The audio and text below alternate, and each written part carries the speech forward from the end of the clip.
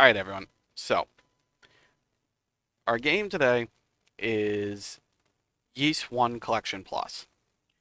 So, this particular game is a remake of the very first game in Nihai Falcom's long-running Yeast franchise. When I say long-running, I mean it's still ongoing. The game's 10th title, Yeast 10 Nordics, was released in 2023 and is scheduled to come out in 2024 worldwide. So in like the next couple of months, it gets its 10th game in the franchise. It's actually more than 10, but title 10th, we'll go with 10th. Um, so some background here. Falcom was a gaming company that started in 1981. So we are like well back into the boomer days of PC gaming. Like the parents of the boomers in the PC gaming world for my sake. So they were started in 1981 and developed a number of smallish PC 88, which is a Japanese PC, a bunch of PC 88 games until they kind of hit pay dirt with a fairly famous RPG called Dragon Slayer in 1984. I say famous because Dragon Slayer just so happened to be the very first game in their incredibly long-running Legends of Heroes franchise. That is the same Legends of Heroes for all of your Trials games that they have spammed out every other year for like the past 20 years. So there are probably about 20 games in the Legends of Heroes franchise. It is a gigantic franchise. So they after they released that game franchise, they released like another 6 to 7 games in like the following 3 to 4 years. Then they released a little game in 1987 for the PC 88. Most of their games, like through the 80s, were released for the PC 88 and then ported to other Japanese PCs. Um, but in 1987, they released Yeast 1 Ancient Yeast Vanished. This would be the very first game in the Yeast franchise.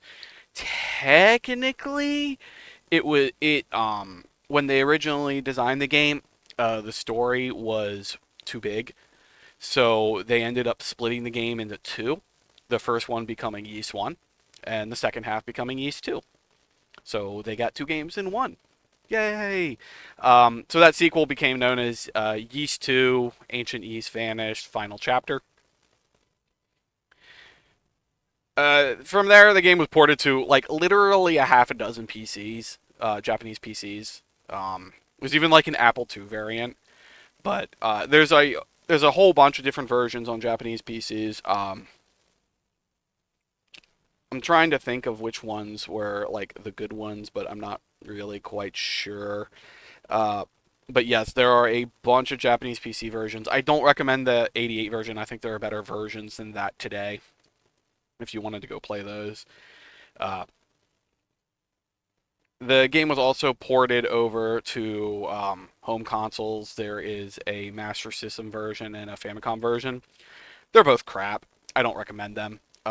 If you want to play the old school boomer style, I'd recommend getting a Japanese PC emulator, finding out which one you like and is appropriate, and then try playing those. Generally, the PC ports are fairly accurate. The X68000 one is a little funky because it has like pre-rendered 3D graphics in it for like no reason at all, except for the fact that hey, it was 1989 and we're gonna do this cool thing. I think it came out in '89. It might have been '88. It came out. So yeah, the two console versions not particularly notable at the time. However, in 1989, the game was ported over to the PC Engine CD. And this is where in my opinion, the game gets most of its fandom from. This particular release improved all of the sprites, added cutscenes, um, CD quality Red Book audio, and voice acting. In 1989 on a home console. This is actually kind of insanity for the times. While I don't believe this is the first game to kind of really go this far, it's definitely one of the earliest ones. And the fact that it came from like a known franchise and wasn't like a new title, so people already kind of knew about this game, but they got to see it in like this awesome cool style, probably blew people's minds. And it's not just like in Japan. This also came out in the U.S. This was a pack-in game for the Turbo Duo. So if you were one of the like 5 people in the United States, I say 5 people because it's like yeah, about 5 people. If you bought a Turbo Duo, the Yeast 1 and 2 combined was a pack-in game. And by the way, that pack-in game is probably worth like $250. It's fairly rare. It's this particular version we'll get back to because it's pretty notable. Um, this version was also used the base for a Japanese only port to the Saturn. It's kind of weird. It was like a Falcom Classics. This was a common thing on Saturn where some of these early 90s, late 80s games would get ported over to the Saturn and be given an entirely new soundtrack and updated graphics. I believe Phantasy Star did this as well. So, the Saturn version, I would say, is kind of like the definitive classic version of the game, if you wanted to go that way. Just significantly improved graphics. The graphics difference between the other versions and this version is actually kind of absurd. It's almost to the point that I would almost consider this more a remake than a port, but technically it's a port. Speaking of remakes, this game was remade twice.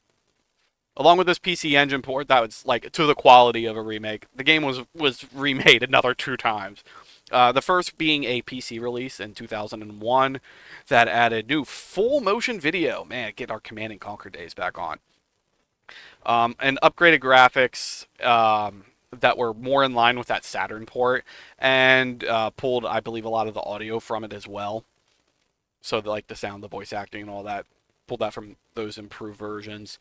That particular version in 2003 would be ported to the PS2, called Yeast 1 and 2 Eternal Story. It added new characters. This generally is one of the more popular versions, if I'm correct. I wouldn't call it the definitive version, but that particular PlayStation 2 version is pretty popular, from my understanding.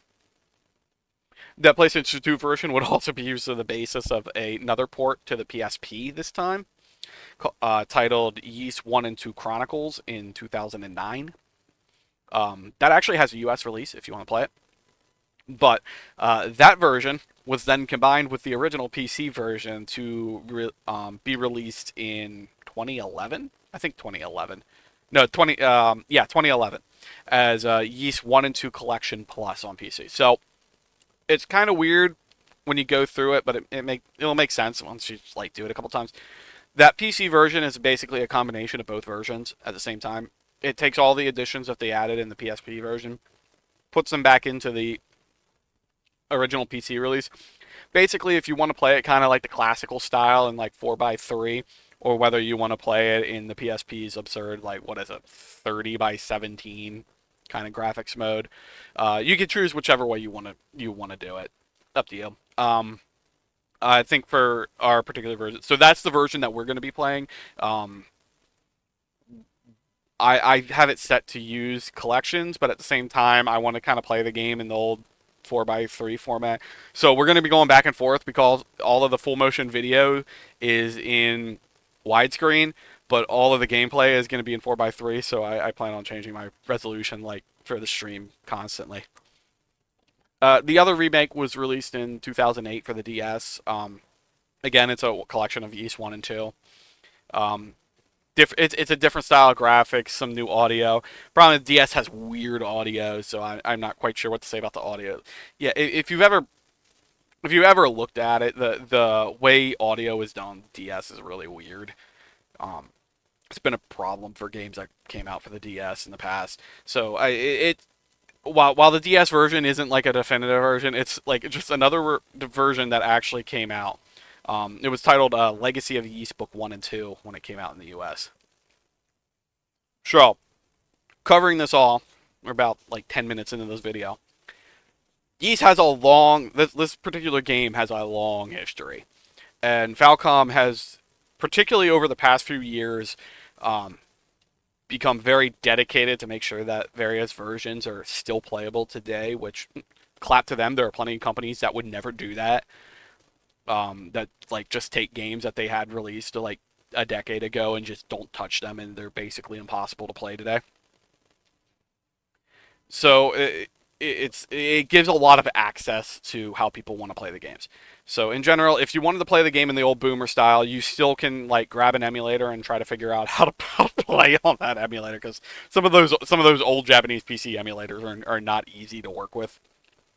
But you can look that up and try to play one of those old PC versions. If you want to be a '90s cool kid like me, you can try the PC Engine CD release or one of the Saturn releases. The Saturn release, even though it's Japanese only, has a fan translation, so you can work your way through that. Or you can get the PC Engine release, which actually has an official release, like I said, and play that. Or if you want to be simple and easy and give Falcom your money, you can just get the Steam version, which is what I did. It's probably the best way to do it, really. And yes, Falcom, unlike a lot of other Japanese companies releasing PC games, the game's not buggy as hell. I don't know if sidetrack. Don't know if you all heard, but Fate Stay Night just got like a U.S. release, and it kind of made a whole bunch of waves on the internet. Not because this game was never thought to ever actually that visual novel was never actually going to get released in the U.S. It's because when they did all their bug testing, they did it in Japanese app locale, and the game is completely busted. Like, it does some of the weirdest stuff you've ever seen in your life. So most of the Falcom games do not do that. They're still weird on PC because they're Japanese PC games, and I don't know. They're just weird every time I play them. They have weird interfaces and everything. That's just weird to me. Game works fine. That's all you really need to know. So, kind of pulling all back to Ys. Why is Ys so famous? So my argument, that PC Engine release is incredibly impressive for the time. From a production value standpoint, no one was putting that much production values into a game. The game was a game, and that was it. To wrap so much story, audio, voice acting, to include in the US release dubbing the audio, it's a lot of work. It was a lot of effort for a game back then. So it's gonna leave a mark. It's like the first, similar to like when you play Lunar. When I played like Lunar for the first time, because Lunar is really one of the first games that's very anime, I would say. Like, we had anime games come out in the U.S., but Lunar was anime. Um, it just kind of leaves this mark on you in terms of, wow, you can do that in a game. That's interesting. Um, Also of note, Ys was one of the earliest action RPGs. I'll put that in air quotes. So you have to think Legend of Zelda came out in 1986, 87, somewhere around there. So the first so so Ys came out in about the same time, and I never really in my mind thought of Legend of Zelda as an action RPG. I know a lot of people do, but I personally don't. Ys is an action RPG at its heart. It takes a lot of those RPG mechanics that you would see in like a Final Fantasy, a Dragon Quest. Oh, I forgot to put up the game cover. I'm gonna just go put it up now. A lot of those RPG mechanics that you would see, leveling up, not so much skills, but more leveling up. Skills and magic didn't come into the sequel. Um, which you don't really get in Zelda. Zelda's more kind of exploration oriented, while Ys was more like combat oriented and RPG oriented. It you didn't really get these games back then. Back then, the game a lot of your RPGs were turn based, or even like dungeon crawlers. There's you attacked, your opponent attacked. You attacked, your opponent attacked. Ys was everything was real time. And in that, they invented what is affectionately termed today as a bump combat. So And you're gonna see this a lot in Ys. There's a lot of weird movement in Ys, and that's because of the bump combat system. If you run head to head against an enemy, you take a bunch of damage, and you deal damage, but you take a bunch of damage. But if you come in at an angle and hit them on the side here, you take a lot less damage, and you do a little bit more damage. If you come at them on a flank, boop, you do a ton of damage. You come out from behind, you basically instant kill the enemy. And that's kind of the way combat works in that game. So you just kind of walk around and bump into enemies, aka the name Bump Combat. And no other game did that. It was weird. It's still weird today. But like in hindsight, it was like, why didn't they do this before? Now, obviously, modern Ys games do not do this anymore. That pretty much stopped around Ys 4 or 5. You don't really have bump combat anymore. But it's just kind of weird. Um, Secondly, or I shouldn't say tertiarily, kind of more points that we're getting to. Uh, Throughout the years, Ys's releases in the U.S. or really just outside of Japan, um, not a lot. Even to this day, there's no official way to play Ys 5 in NA. There's no official release of Ys 5. Um, 1 through 3, you have the uh, PC Engine, or really TurboGrafx 16 releases. Ys 4, technically you have Ys 4, but in reality you have the remake they did because Ys 4. When we get to Ys 4, we'll explain Ys 4. Ys 4 is kind of a mess. Ys 5 never got an official release. 6, trying to remember 6. I'm blanking on 6. Oh, that was Initiative. So that was a PS2 release. That actually did come stateside. And then 7, 8, and 9. 7 was a PS. 7, I believe, came out for the PSP first. It was either the PSP or Vita. But 7 got a release. 8 got a release on. 8 was a very modern. 8 was a modern game. 7 was not a very modern game because that was still like PS2 era, PS2, PSP, somewhere around that era. 8 was a modern game, so that's like PS4 and Switch. And then 9 again PS4 and Switch, and 10 I believe is coming out for Switch and PS5, probably PS4 as well. But all of those modern games you can play pretty easily, but some of the older games are a bit trickier. If I believe I go back on my list, Ys 3. How was I going to play Ys 3? I believe Ys 3 I have a fan translation for. Ys 3 and 5 I have fan translations for that we were going to play. Ys 4 is a bit of a mess. I'm not really sure what to do about Ys. So Ys 4, we'll get into Ys 4 later, but essentially there are 3 different versions of Ys 4 that are all completely different. One was originally canonical, one wasn't, and then another one became canonical, so it's a weird situation. But the point being, Falcom has done a good bit to make most of their games playable in this franchise, which I think has really helped it gain more popularity, particularly as Legends of Heroes has kind of made more waves throughout the years.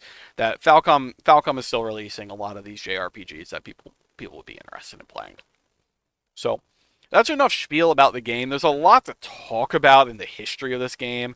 This is definitely one of the more important games in gaming history, just because of how old and popular it is and how many different versions it is. As I said, I'll be playing the Steam release version. I have my handy dandy 8-bit controller that I use it on, and okay, I disconnected a cable and then reconnected it. We're good. So, let's go ahead and get into it. Swap that over, and then I can boot up the game. Again, playing the Steam version here. I have to enable desktop audio. There we go. I almost did not enable desktop audio there. Also, another odd thing is I'm going to be playing this game in full screen. Not my typical way of playing games. Hopefully it picks up the game here in a second. There we go. I'll also show you a couple of the features of the PC version. So you can change a lot of the settings on the PC version in terms of like what graphics setting you want. Some of them are interesting, some of them are not. So if I go to display, so right now I have it set on point filtering. I'm not sure you guys are going to be able to pick it up on the stream, particularly when it goes through like Twitch encoding. But you can switch to a bilinear or even a trilinear filter. Don't use the bilinear; that looks stupid. The trilinear is a little better, but it's tough because the filtering always kind of looks. Anytime you're like filtering, it just looks like a weird smear sometimes. Sometimes it looks good, other times it doesn't. I'll be honest, the trilinear doesn't look awful to me, but I'm gonna keep it on point for game's sake. As soon as I click it, there we go. And we shall start up the game. And as I said, you can change which version you want to play. So we're going to be playing the Chronicles version, the completed version, so the original PC version, that's like 4x3, while the Chronicles is the PSP version, that's 30x17, so kind of 16x9, kind of. And I'll play on normal mode. We're going to be on, so, my history of this game. So, I played I played the release of this game when it came out on the Wii. So when the Wii added TurboGrafx games, this game was one of the games on that list. And I played it, and I didn't get it because I didn't understand bump combat, which makes no sense to me at the time. It was just weird. I didn't get it, guys.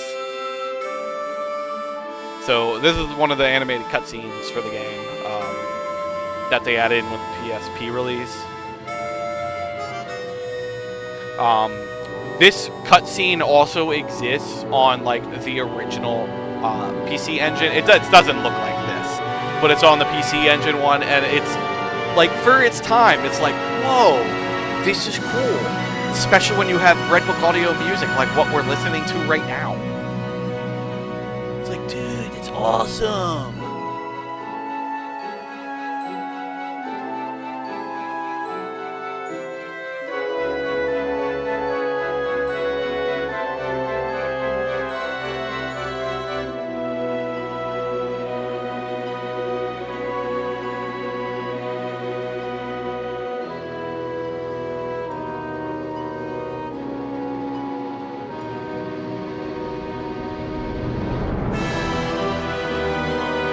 So we're going to get into the story of the game. The general gist of the story is Adel's on a ship that's shipwrecked because that happens every single game, and Adel needs to learn to stop riding ships.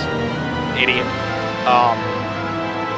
But this particular world, there was an ancient civilization called Yeast that just vanished, and a lot of the story is about figuring out what happened to them and trying to thwart an evil, so and so and so. It's kind of a generic story, but it's the presentation of the story that is just incredibly impressive. Again, Adel on a ship, that is a mistake. Don't do that. Adel needs to not ride ships.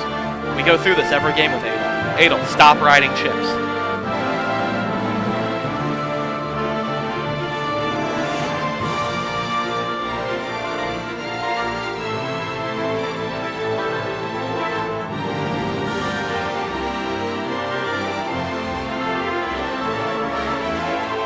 Ships and Adel just go. I'm sure by the third game, you guys will finally understand. Adel and ships do not get along.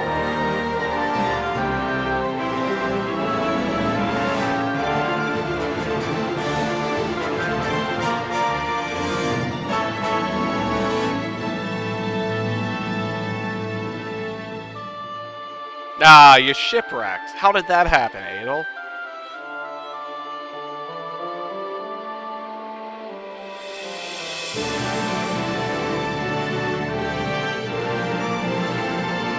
Also, another thing you'll notice about Falcom games, their music is very good.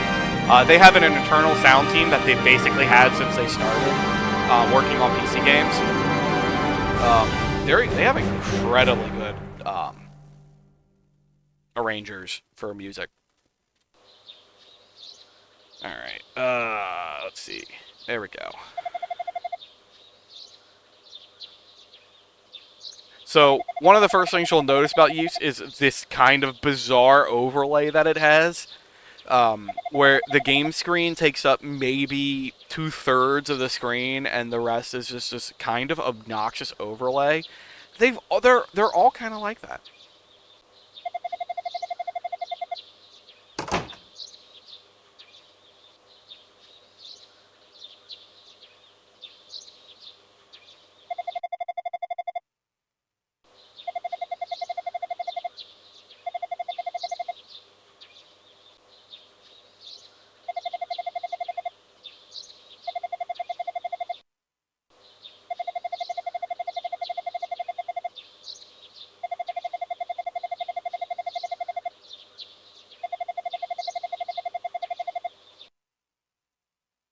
What's with that sound? Why did the sound stop? Huh.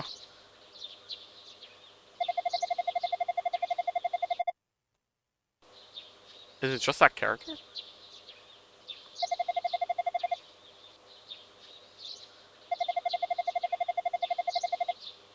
I don't know. Couldn't tell you why it stops. It might just be some weird PC thing. Oh, another thing about this game. If you play the Steam version, make sure you play it at 60 FPS. Um,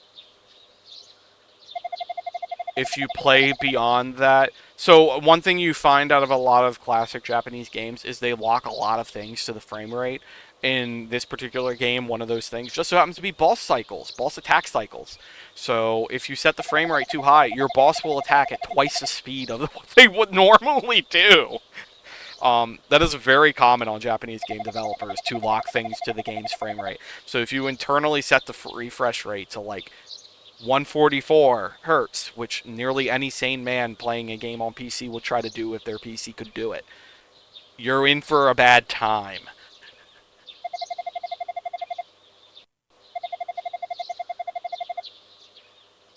So this particular version I have set to 60.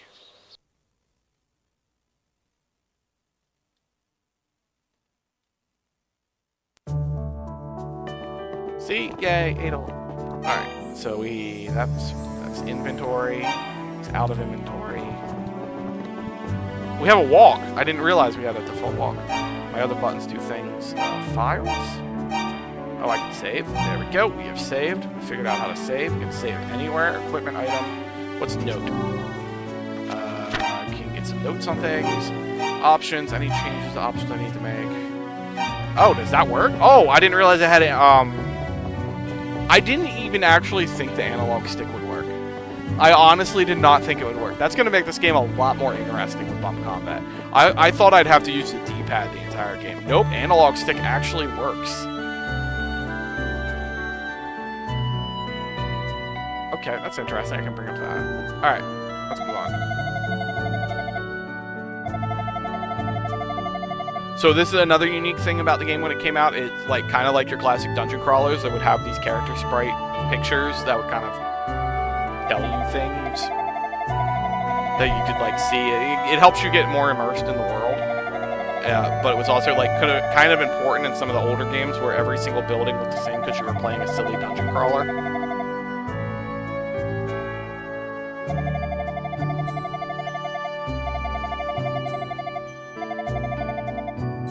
There are monsters outside. Don't push your luck. Listen to that walking sound effect. Nice little touch. Oh, whoa! Was not expecting lens flare.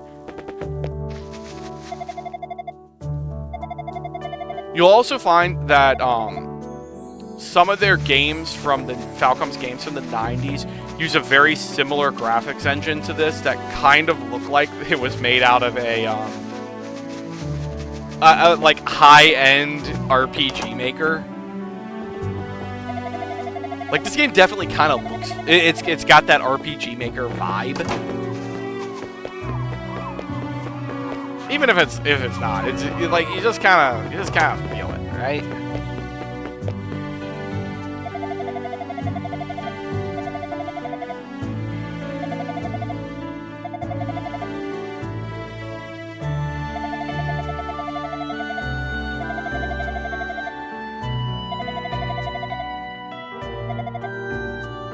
So we can just ask him anything.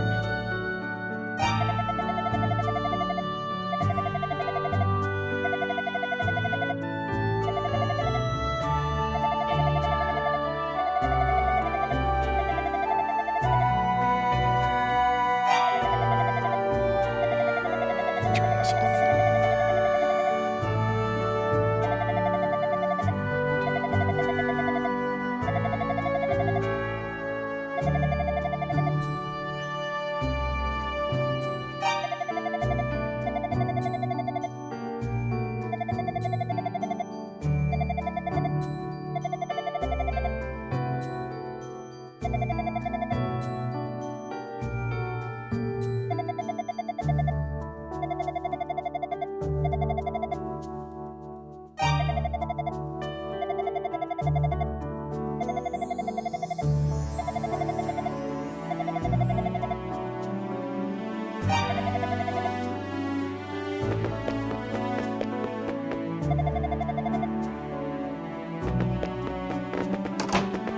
Alright, I don't have a sword, so it's gonna be hard to fight stuff.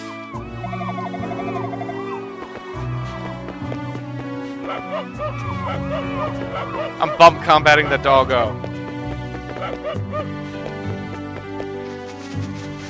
Also notice how the game sound changes depending on whether you walk on grass or the beach. Walkway here.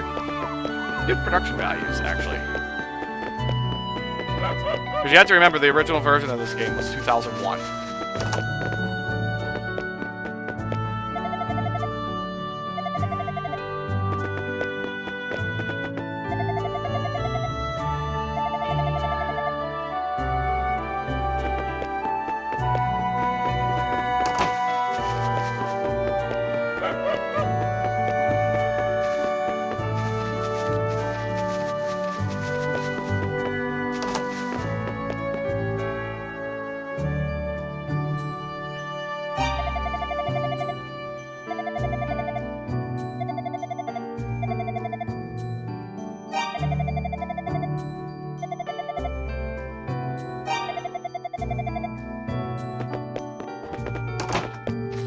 So one of the things, like, why I was so surprised that the analog stick worked is, diagonal movement was not in any of the original games until you play the Saturn version.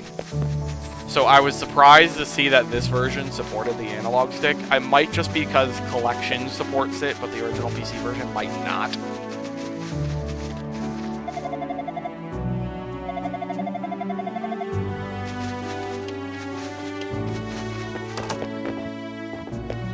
Can I at least get a sword to fight with?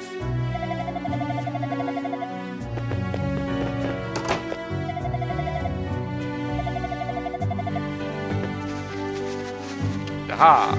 Let's try here. It's locked. That is useless to me. So do I just go out?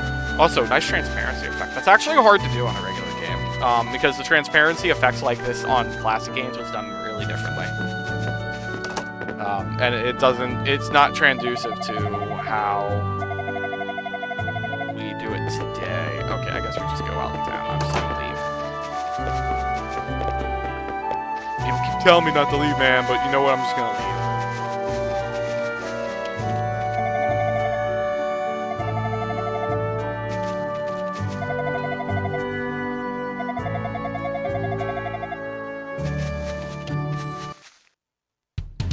Bump system. Wow, they actually like tell you how the bump system works.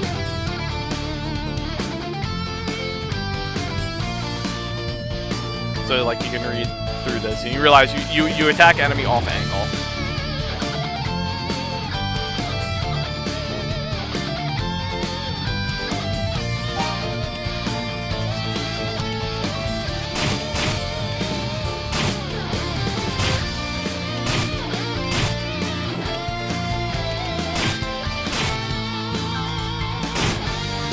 Yeah, some damage there. But another neat thing about this game is you can actually wait and you will heal up. So if I just wait here, I heal up. And I can go back to fight again. Maybe eventually kill it. There, see? We killed it, and that was an interesting way to die.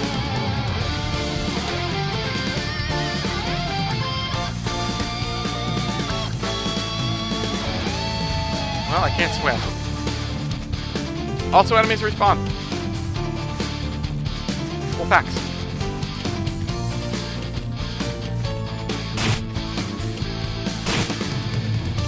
Do you see how little damage I do to this guy and how much damage I take? I get the feeling I should fight the blue demon. Tink.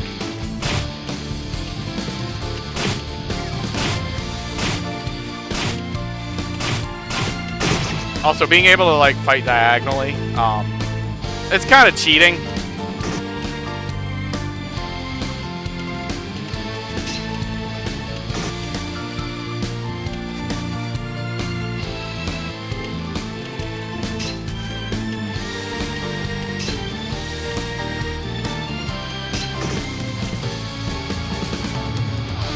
I guess I can't beat him without, like, an actual weapon, maybe?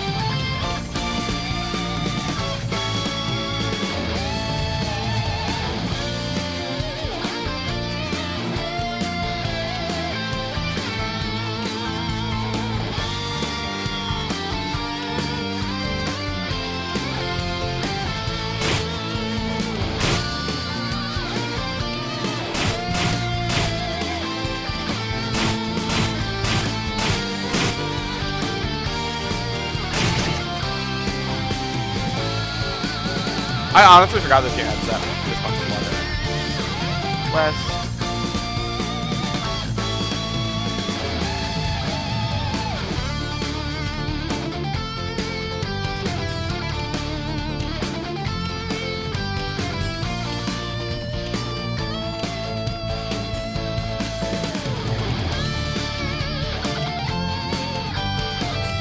Let's go like all the way around. Okay.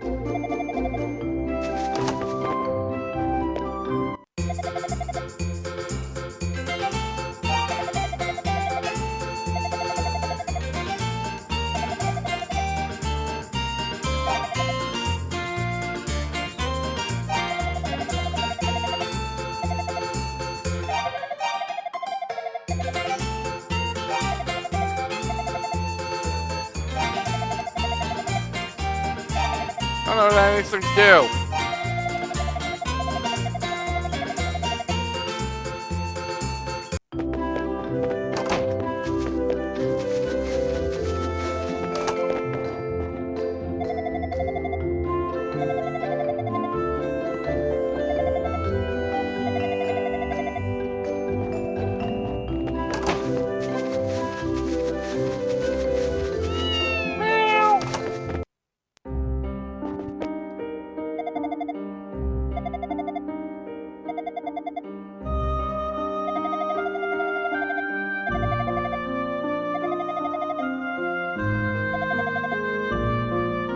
Get my equipment in order. What do you think I'm trying to do?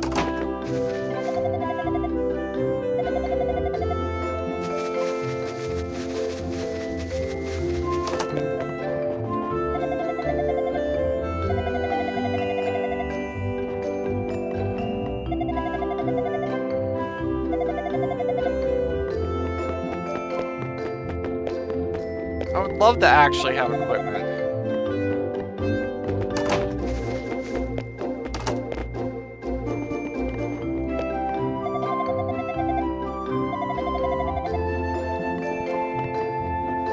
Also, tonight's gonna be probably a short night. Okay, I see a sword now. Let's see if we can actually get weapons now.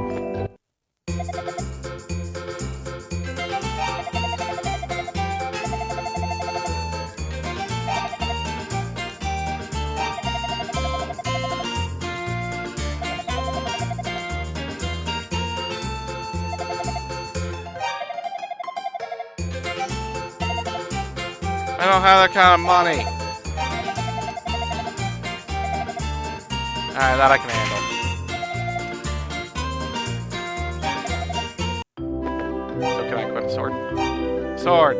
Equipped! Look, I have a sword in my hand. I can bump things now.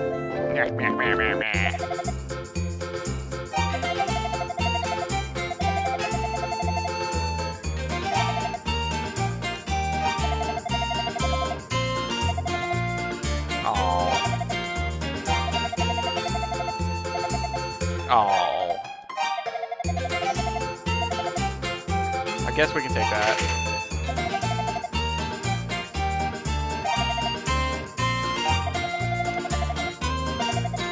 No.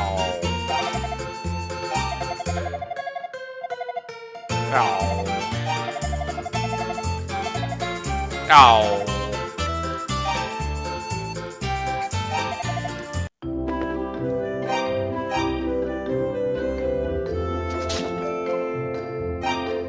So I still need to get a shield, I guess. So I need to go fight enemies to get a shield. Why don't I go back and talk to her and see what she says?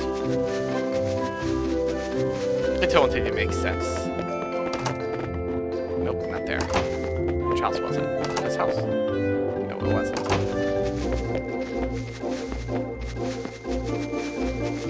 This house?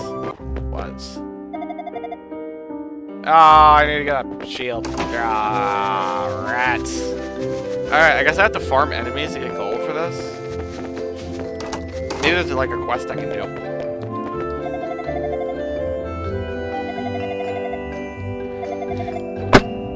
Sorry.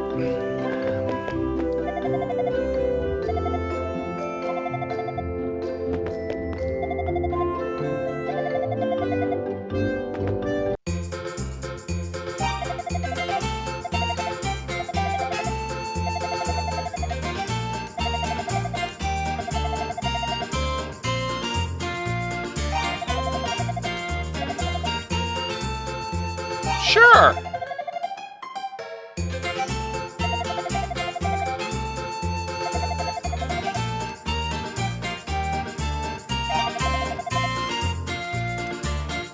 Sure.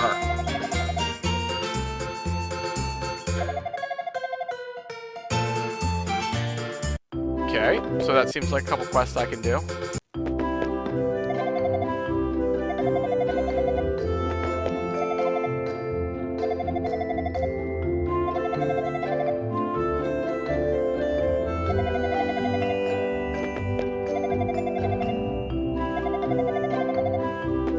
Alright, so I have to get up to 700 gold in order to procure a shield. What does this do?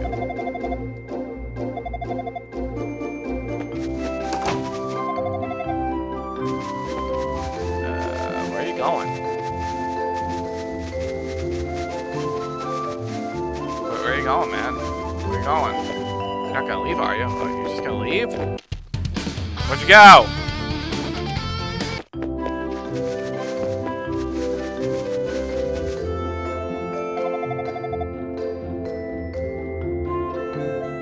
Ah, jeez. Why did everyone got their stuff getting stolen around here? Jeez, man.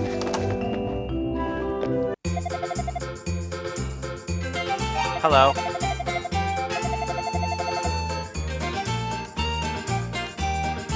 Okay. So, I guess we could help him with his medical call. Climb up here. Anything up here useful?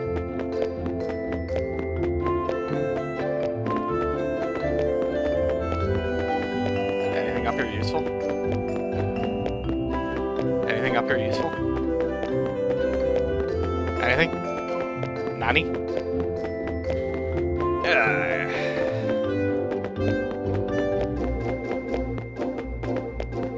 Actually, give me a second. I want to change one of my settings here.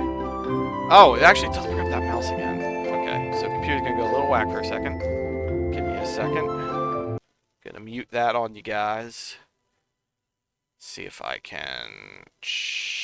How do I add that?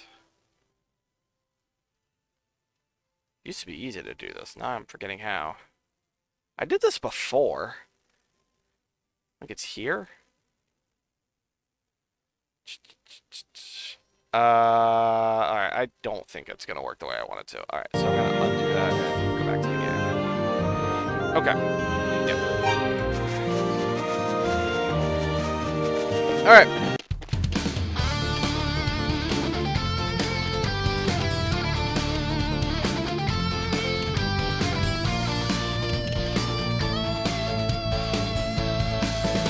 So I guess we just go north? Yeah.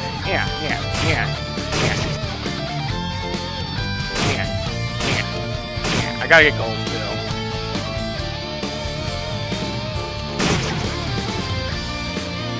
I guess with the sword, it's kind of helpful now. I can actually like fight these dudes.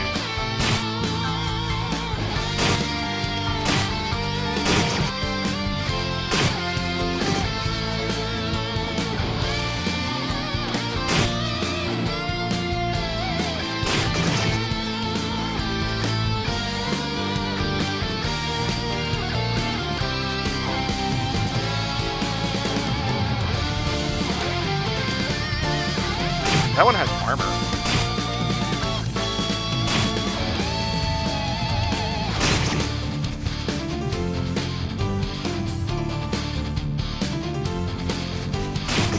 Ow.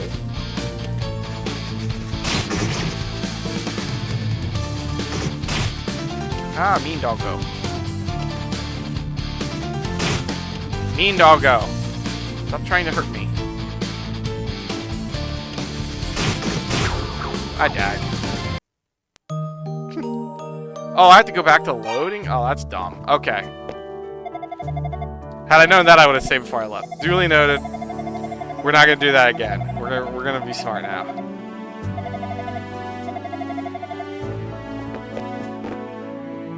Lens flare! I was not prepared for that lens flare first time I did that. I'm assuming I do have to talk to this guy.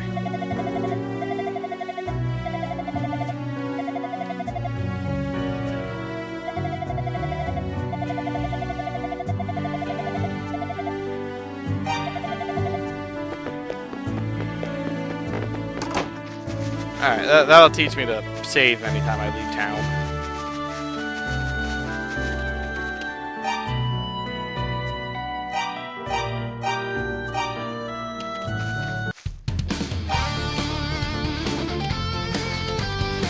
Yeah, I shouldn't fight these guys. These guys don't seem to like give me much. And I don't do any damage, so there's no point to fighting any of these guys.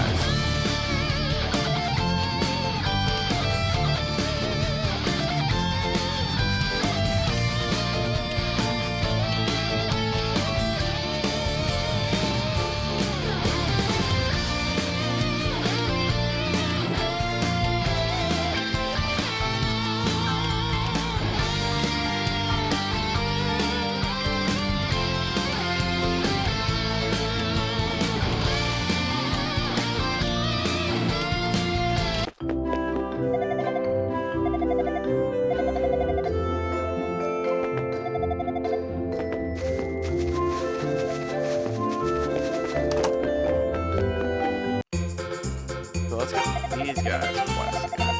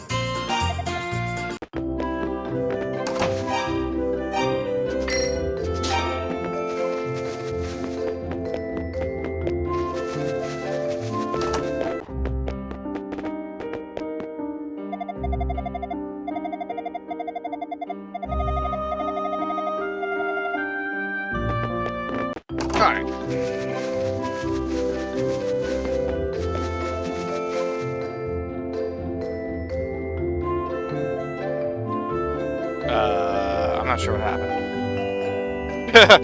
I honestly don't know what happened there.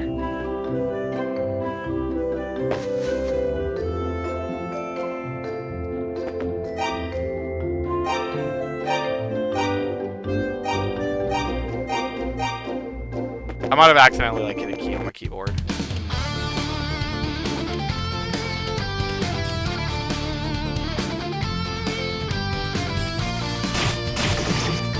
Ah, got a good angle on him. Got an angle.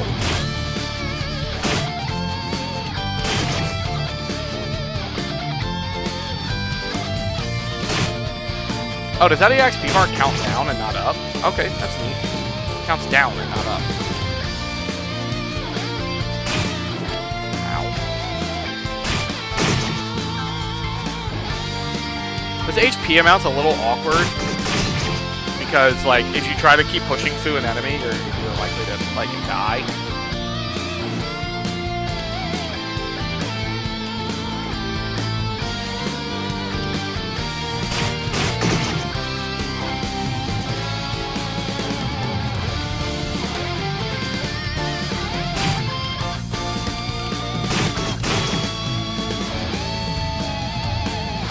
Ah, doggo. Doggo. Bad doggo. Bad doggo. Doggo bad.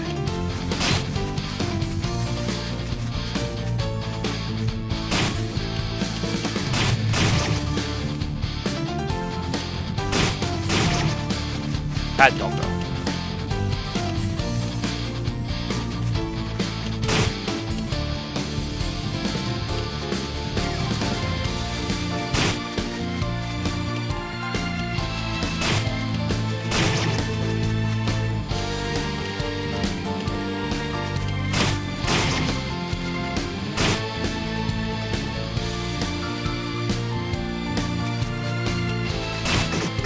Ah! I almost died. I have 1 HP.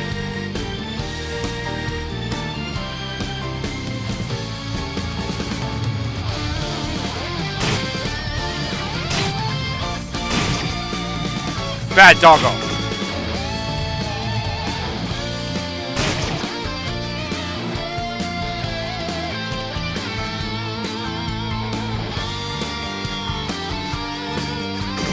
Ow. Rude.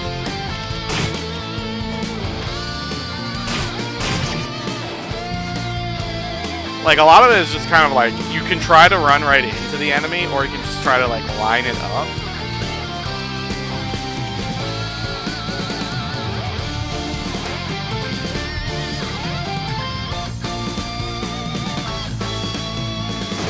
Ow. Ow. I think I run faster than the doggo.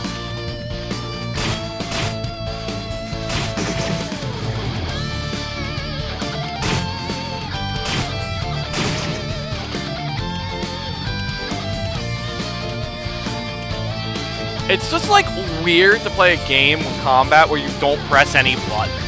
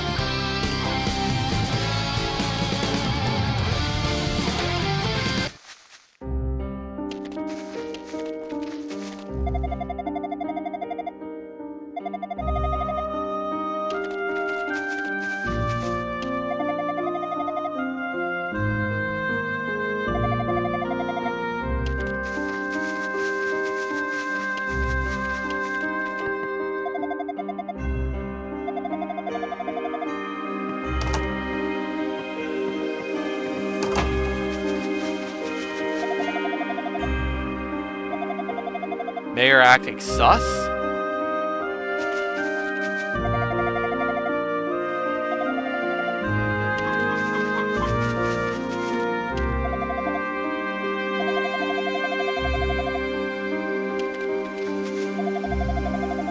Back in my days. Sorry, I can't read that line without cracking one.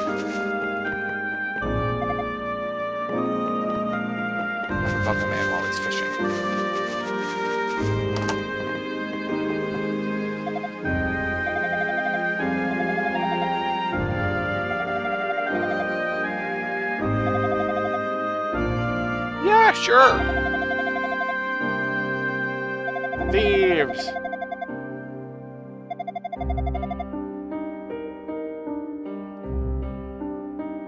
Sure.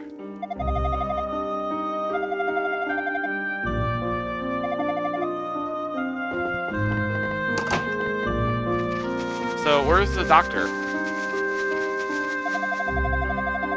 When I was young.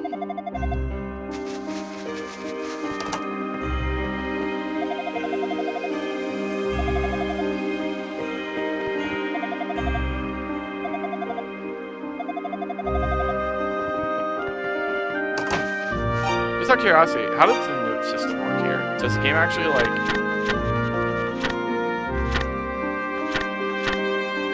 Interesting buttons that it has here. I guess that's for keyboard.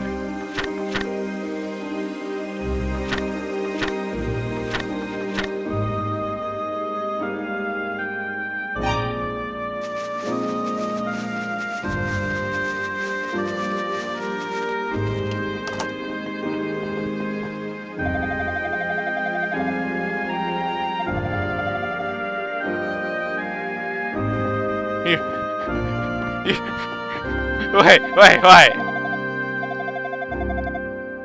Paying a visit to the fortune teller. Okay, yeah. I thought he said just go to the mines. And this was like, that's it? Just go to the mines? Yeah, I get to talk to the fortune teller, but I don't have enough money. I need money to talk to fortune tellers, lol. Where'd the doctor go? Oh, the doctor was in town.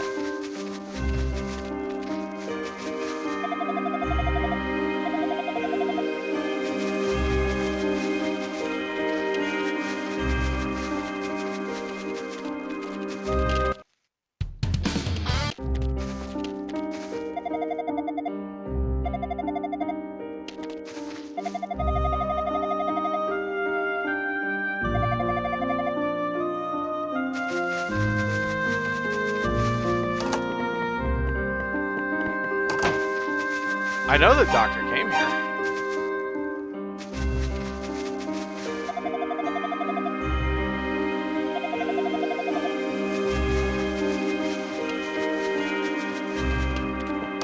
We're just not gonna be able to find the doctor? It's fine, okay. Alright, where'd the mayor want me to go again?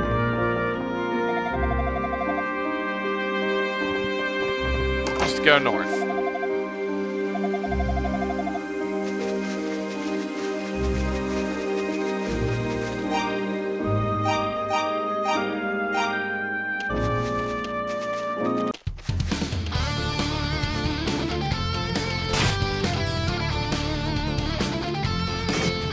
Ooh, no. Let's not fight enemy who killed me in 2 hits.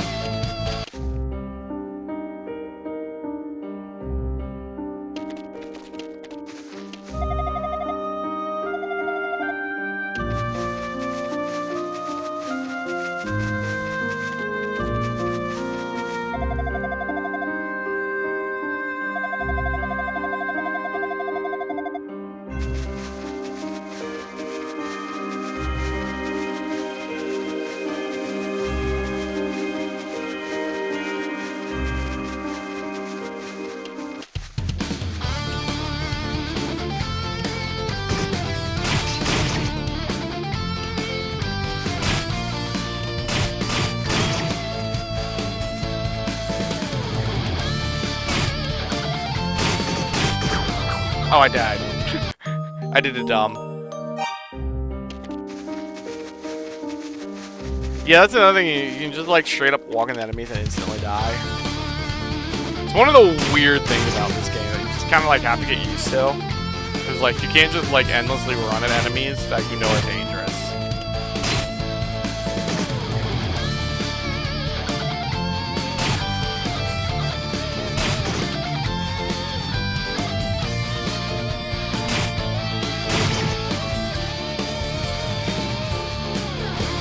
And this is one of the things I hate about these games that like respawn enemies like this. It's just like you like try to kite them and you just like go to where you wanted to go and they're back because they just respawn. It's like, oh, okay.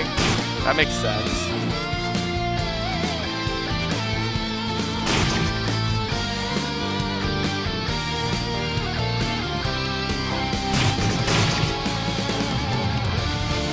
The blood splatter on enemies is not something I was expecting with this game.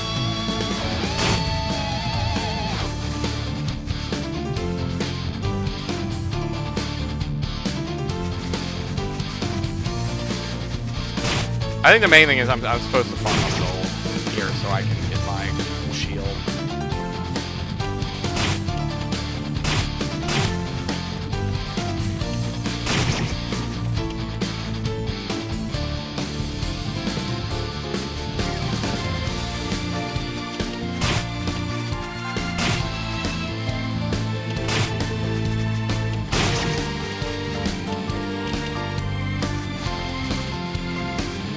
Lining up enemies with a analog stick is just weird to me. Ow. Can I get that chest? I guess that would require me to have the ability to like swim and shit, right?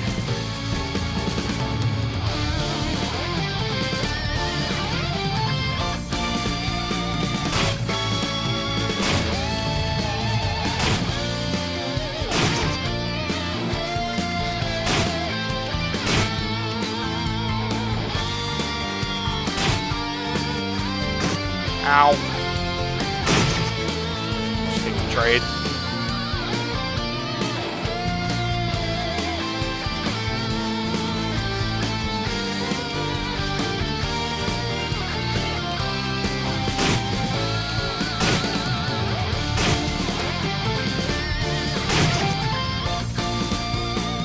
You know, one of my problems is like I need 700 gold. That is a lot of gold.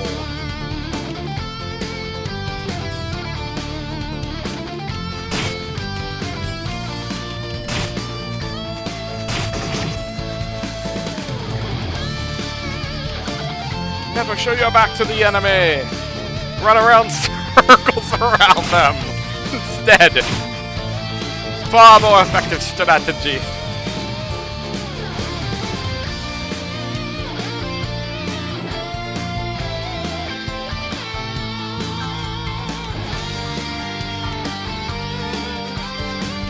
I actually kind of like having that.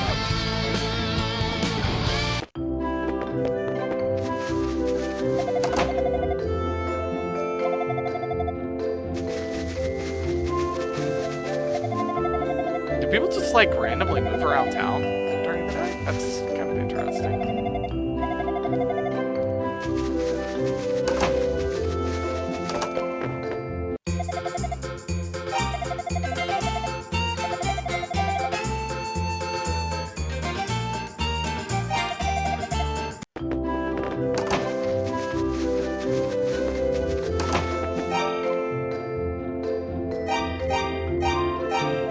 Yeah, I think the main thing is I have to just, like, get enough gold to buy a shield. I think that's just where we're at right now.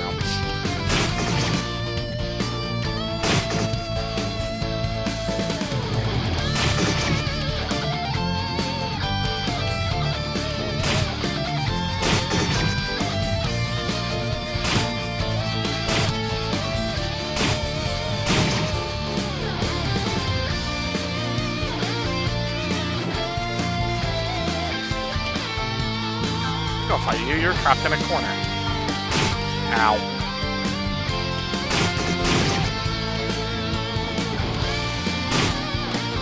Didn't I hit him behind?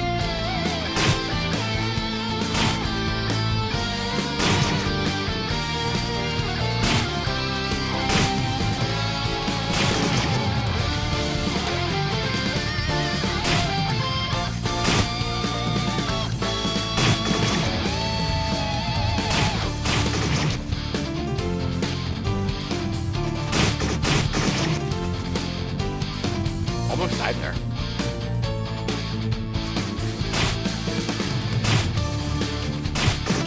Ow. Rude.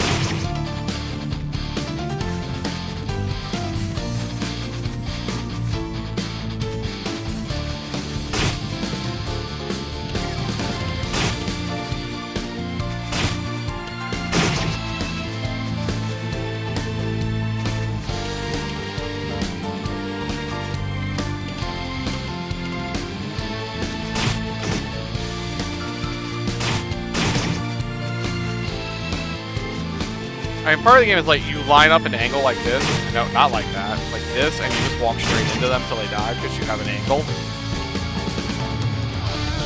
And I think that's how you're supposed to kill most enemies in this game.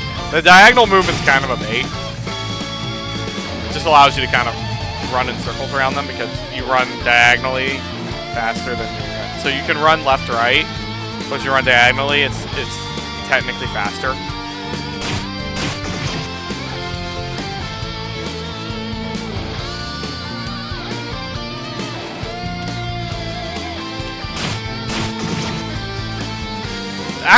It's actually a lot easier to play on the D-pad than it is to stick.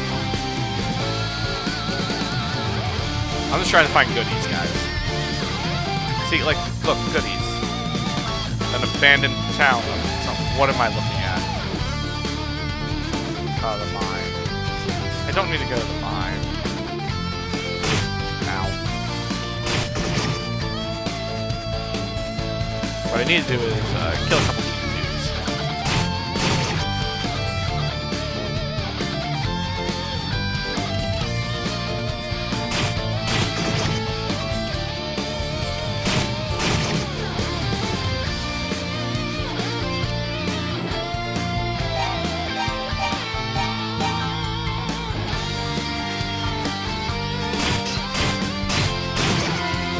Level up! So that's like 15 extra. That's so much more stats. So I just like one-shot this guy now? Yeah, that's what I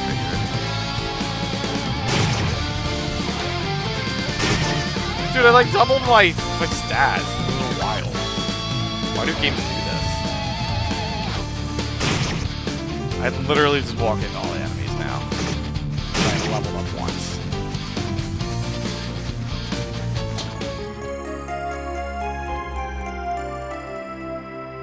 What's that do?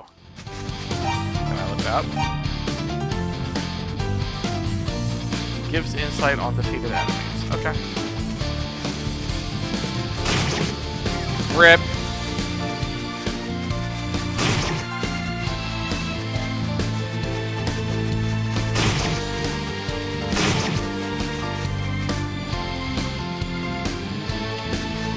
Alright, we got the gold, so we can go back to the shield now. As long as I know where I'm going. Why even think about combat when I can just run into enemy and enemy die? I can go brain dead now.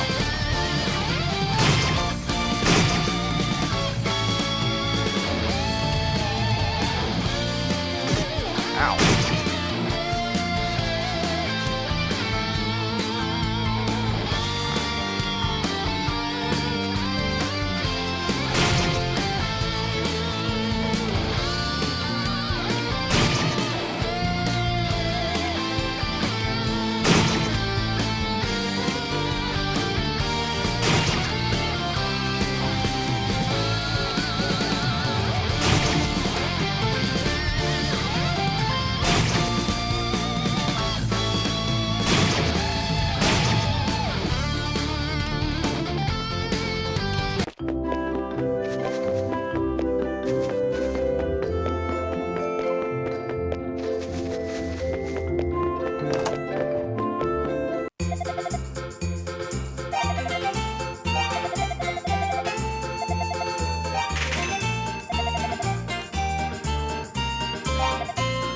Okay. We now have equipment. He now has a small shield.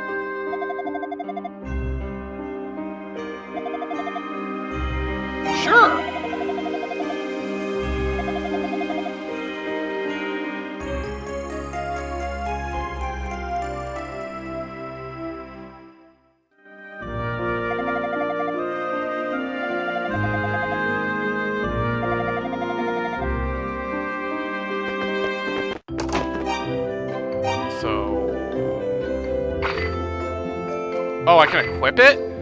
Okay. What about the Easter egg potion? Oh, I can equip that too? That's interesting.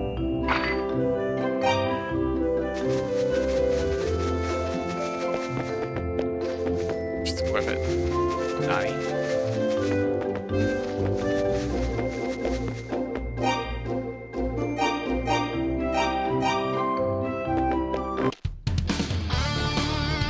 So what happens when I kill an enemy with this whip? I don't know. Oh, is it? Yeah, I don't know. Ow. Die. I have no idea what this does.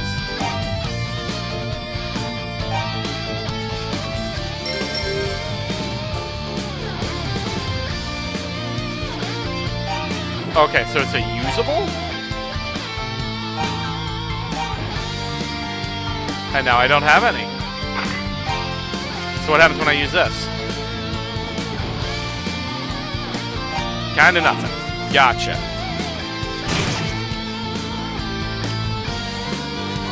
That's neat. Is that permanent? Or is that just like for here?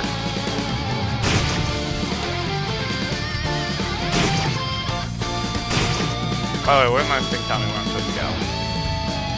North. Yeah. Yeah, yeah, yeah.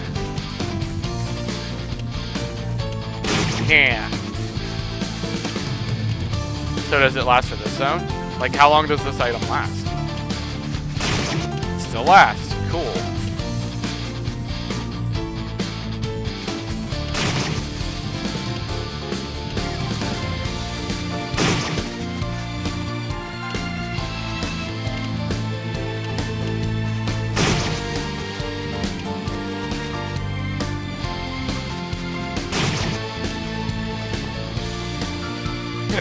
Like, the core effect is like really it's almost off-putting how weird it is.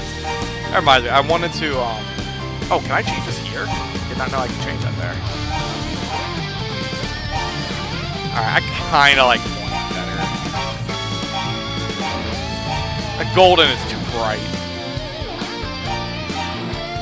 Oh, I just use the item and so I have that. Well, we'll keep a lot of effects on. It's just weird, man. I don't know what else to say.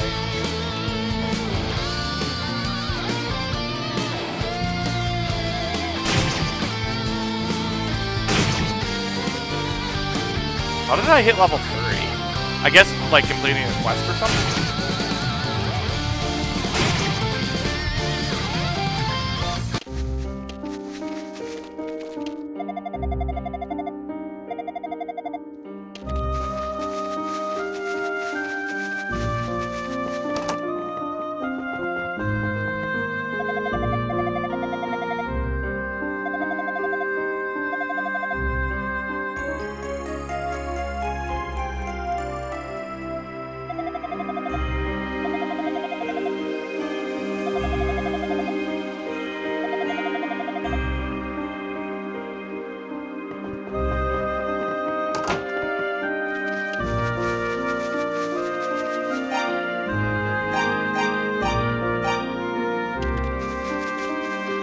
Yeah, you know, I was kind of looking for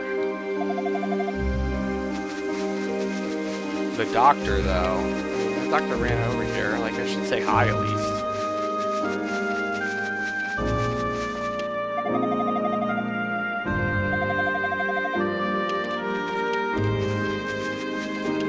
I don't know. Move on.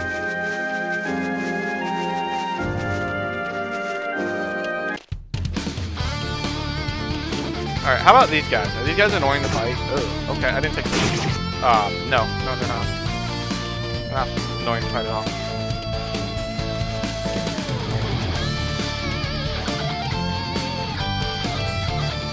I might be like slightly over leveled right now.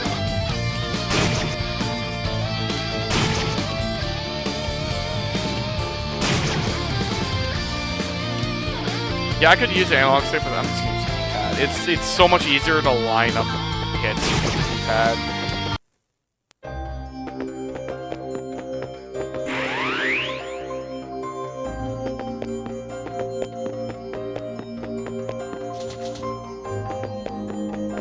problematic. How am I supposed to open it then?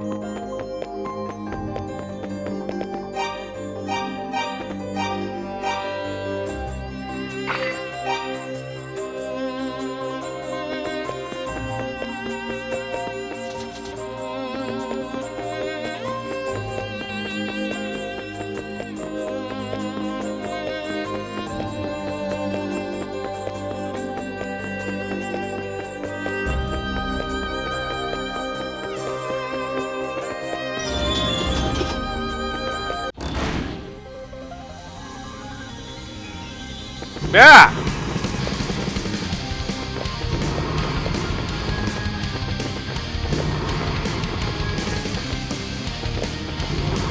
How am I supposed to hit him if he's just gonna, like, be in the flames?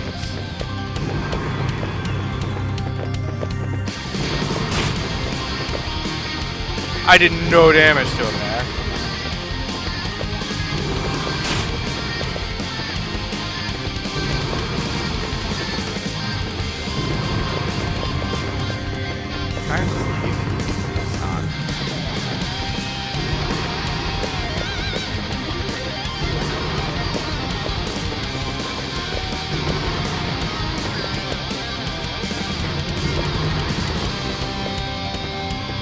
Give me these. There you go.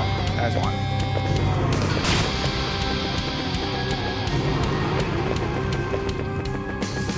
This is gonna take a while. He doesn't seem like he has any attacks, but I'm probably not supposed to stand in the flames.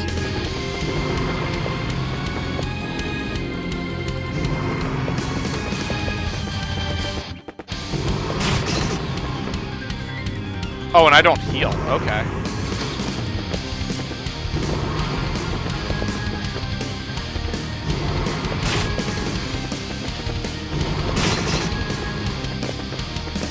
That makes this fight a little tricky. I think I'm probably just gonna die. Even though, like, theoretically, I could. Yeah, what am I supposed to do with that?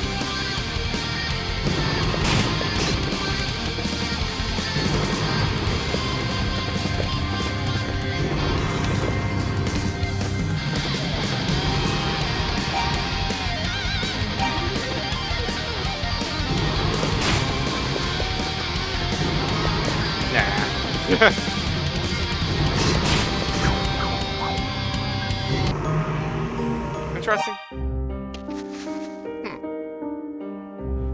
So I guess I need to level up a bit more, or I can like try to explore other places there. The problem is most of these enemies just die in one hit, so I'm assuming I'm slightly over level.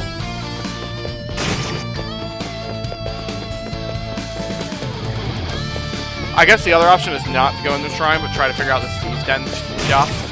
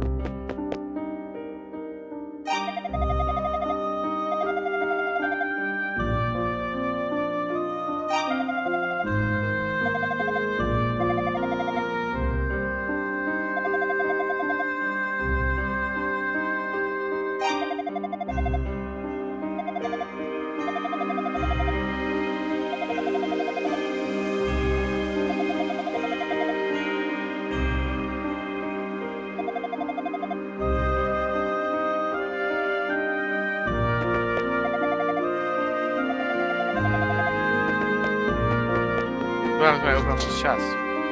It's empty. Cool.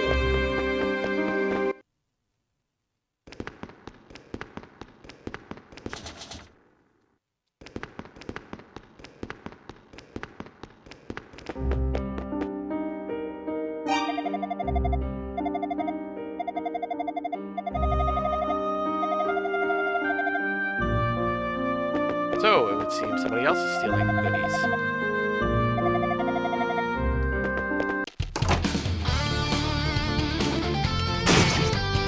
I guess we're gonna have to figure out who's stealing all the goodies.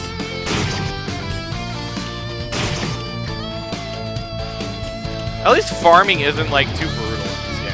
It's actually not that bad.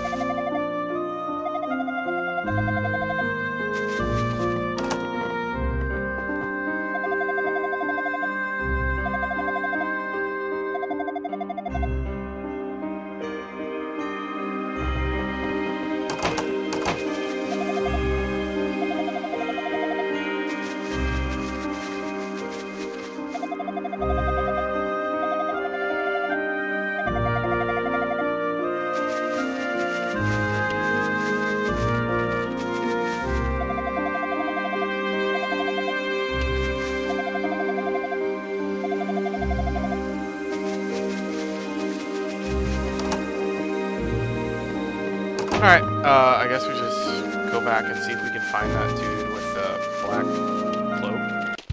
See if he's on the mountain path.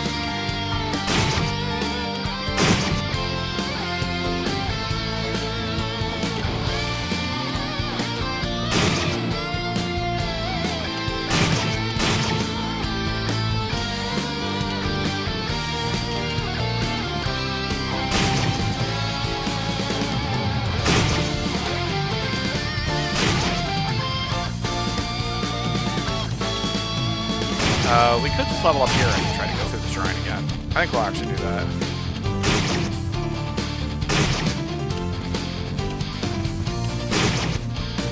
Because we're only like 5 enemies away from a level up.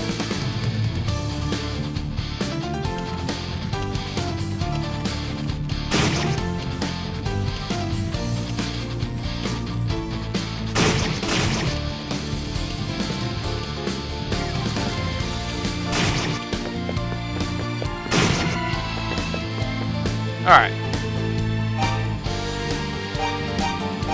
Let's try again.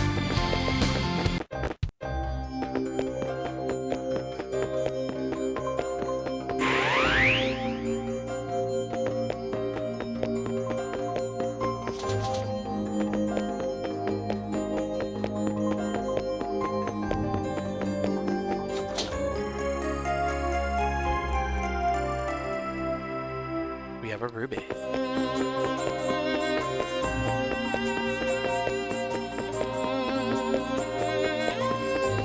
It's really weird to like be in a dungeon that has no enemies. This is kind of weird. Alright, now that we level up, I'm trying to fight this guy again. Let's save here.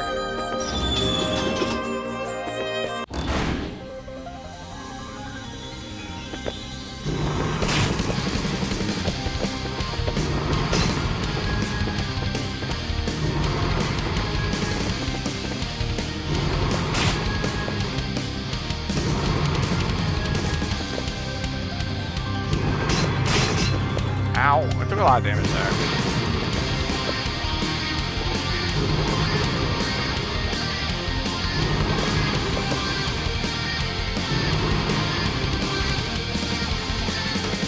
I wonder if this pattern's randomized.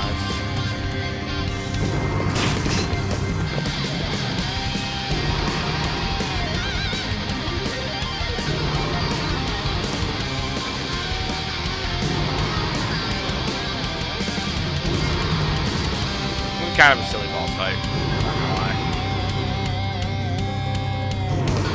I probably could have gone after him there.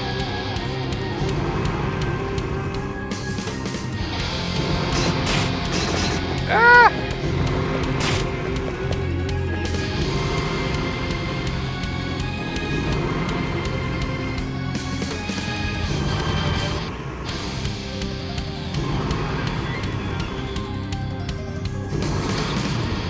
I might need to come back after I get an upgraded sword.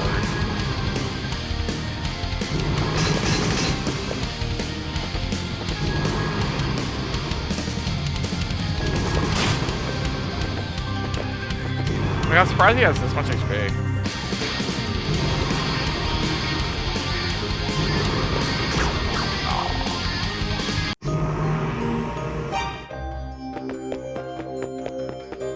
Alright. Let's go back into the town and do some other things, or we can get a new sword later.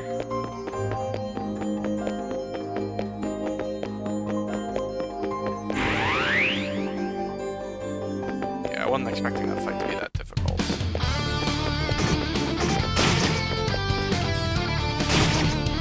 I figured with a level up I could do more damage and it'd be an easier fight. It really wasn't that much easier.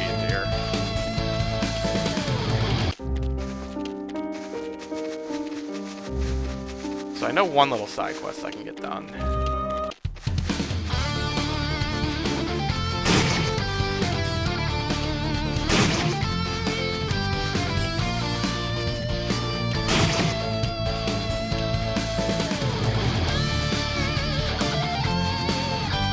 What was the point of that?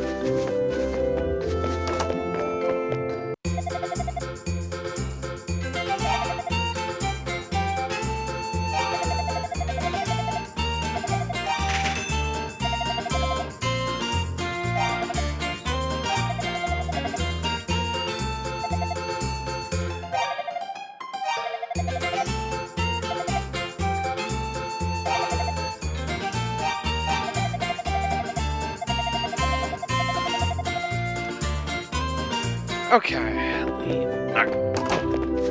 So we have the sapphire, we can go back to the bar and give that dude back his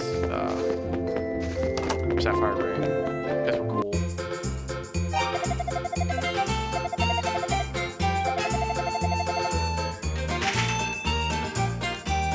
Worth it? I guess now I could try to buy the longsword or the shield.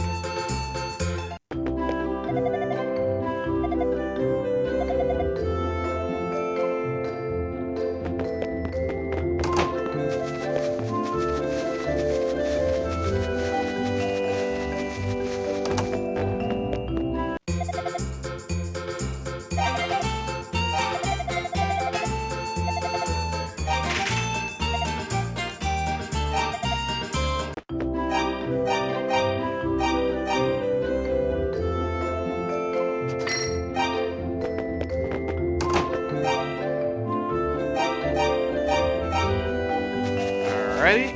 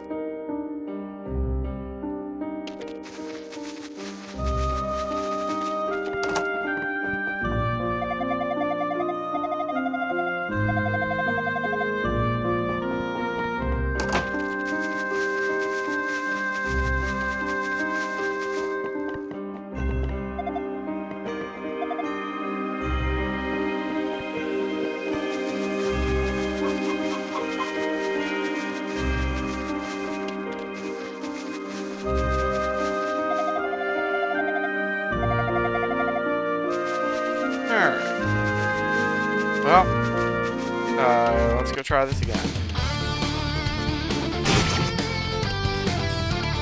We do a little more damage now, so I'm hoping it goes a bit better. They're not, and we just farm another level, I guess. Again, I find it super interesting that there are just no enemies in this whole dungeon. I feel like that would normally be fairly standard in the game. Just kind of putting it out there.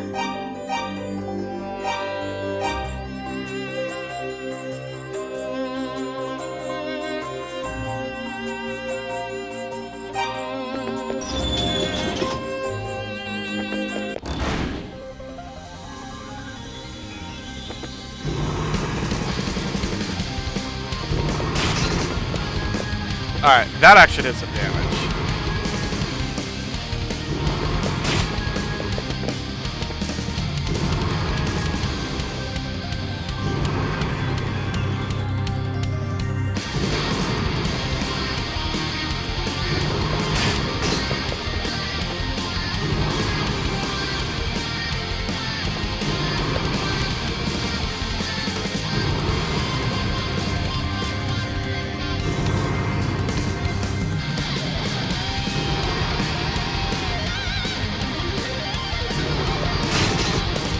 Game cycles suck. Yeah, this is doable at this point. I just need to take less damage.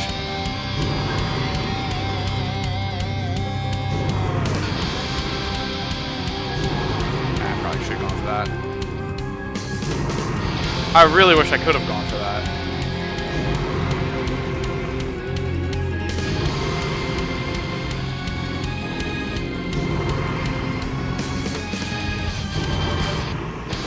Yeah, the cycles are so awkward.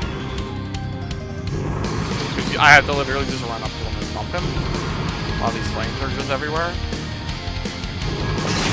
That was not a good time to go. I had gotten a little too antsy.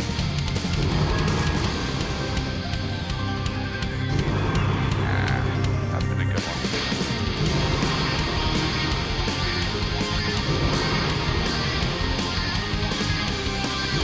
The more I stand here, the angrier I get. Ah! Had to wait for the flames to go away to get around going.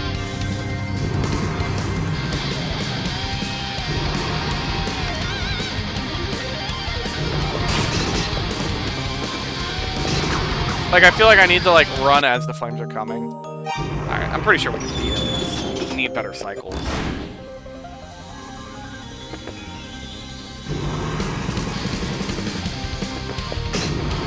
It's also interesting, like, as I run by, like still hit me.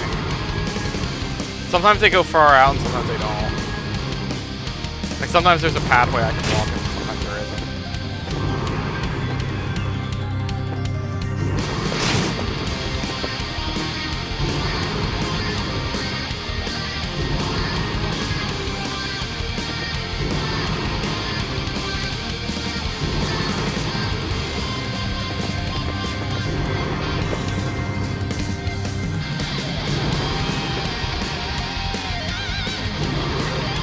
It's a lot easier to go from top to bottom through the cycle. I tried to do some hits.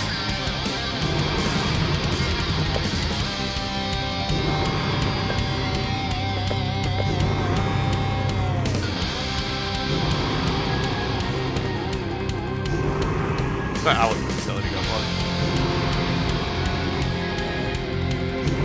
I think I actually want to make sure I'm at the top.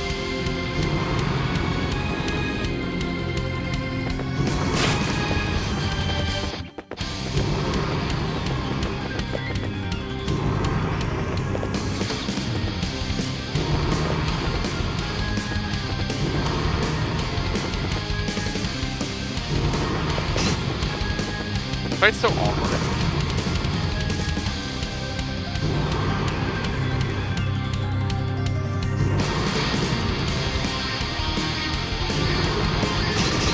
Yeah, that was risky.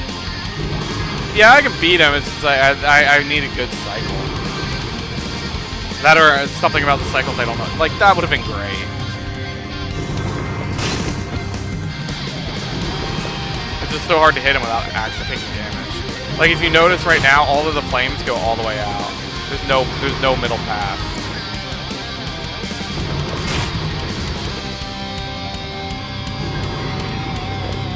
Yeah, I thought I could sneak in there. Yeah, sneak there.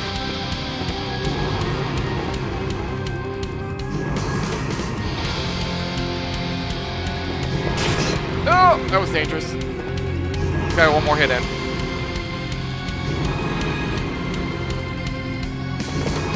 I thought it would be a good cycle there.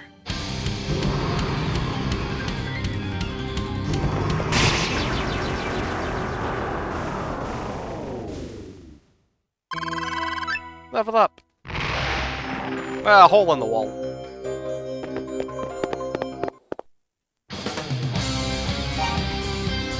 Guess I should save.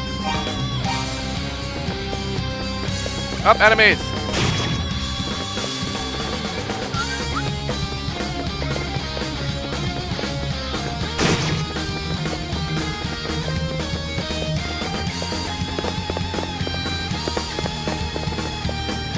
Check the other area of the floor before we move on.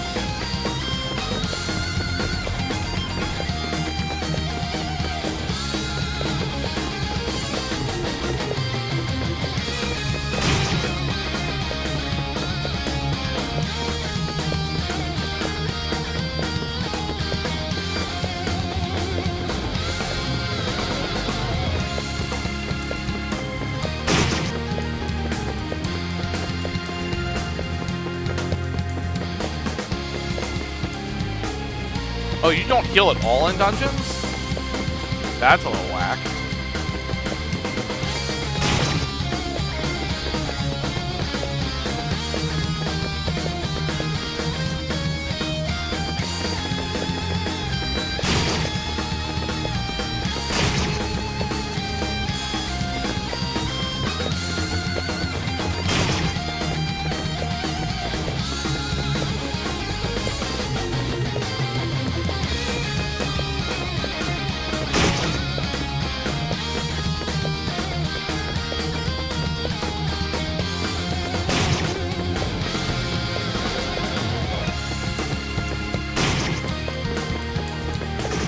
Ow.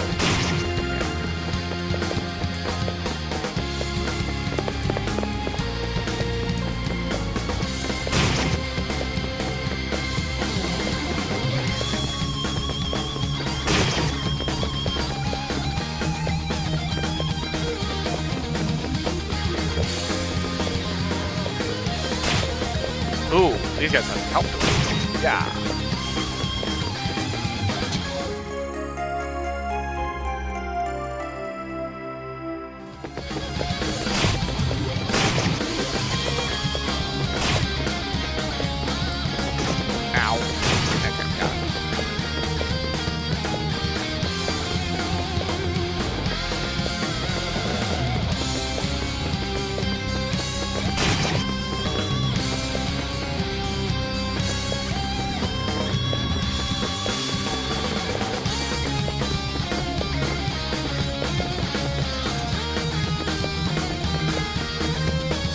Criminal. And then he chased me.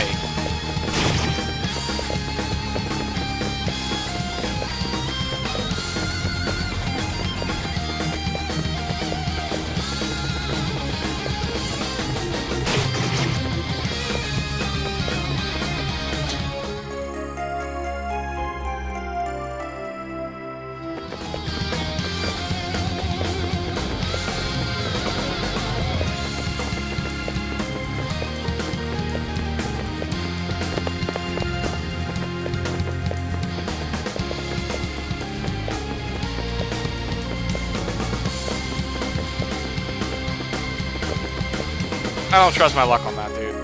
What is with all of these keys? Why does I have so many keys? Okay, yeah, he has a lot of health. I don't think I actually want to fight him. I want to go back and find out and try to get these prison keys. Ugh. I like how they're called loops. Yeah, I want to actually get out of here. If I remember how to get out. Ugh, I'll fight you.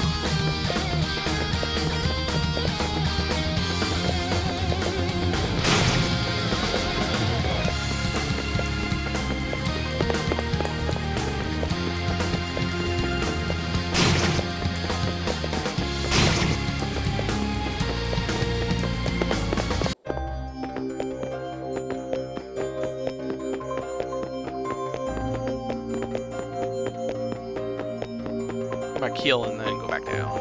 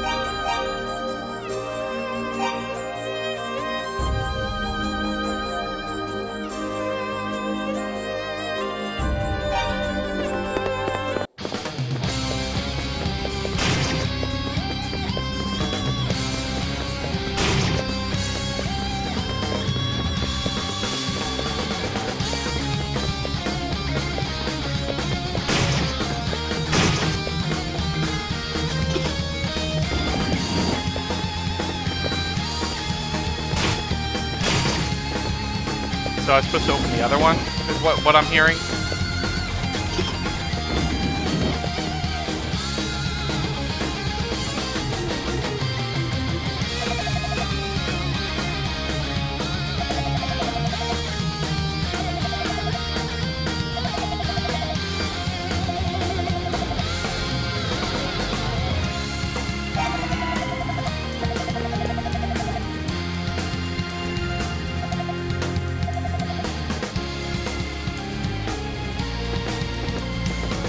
This is gonna be awful, isn't it?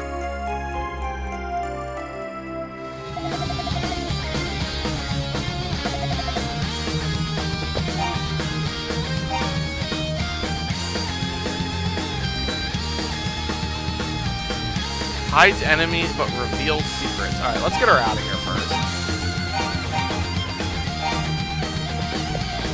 Oh, you're so slow!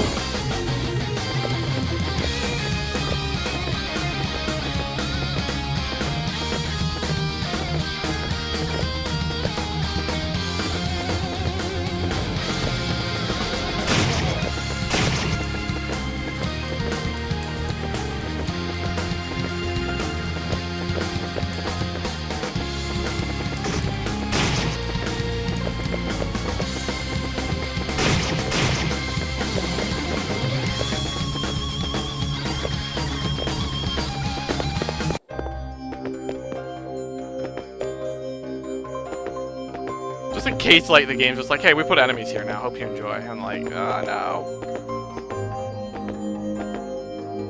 Where do I even take her? Do I just, like, get her out of this dungeon?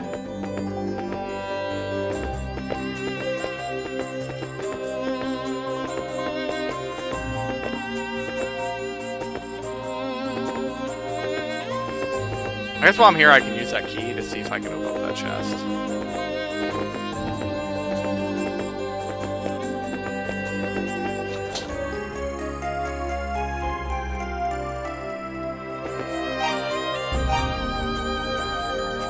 Cool, that seems useful.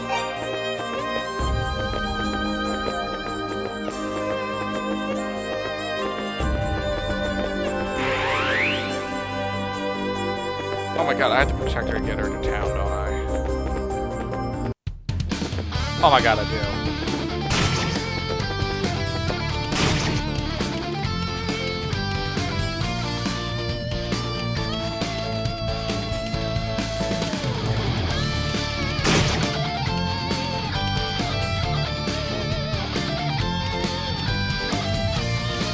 I'm assuming something stupid will happen if she goes off screen, so we'll just do this step by step.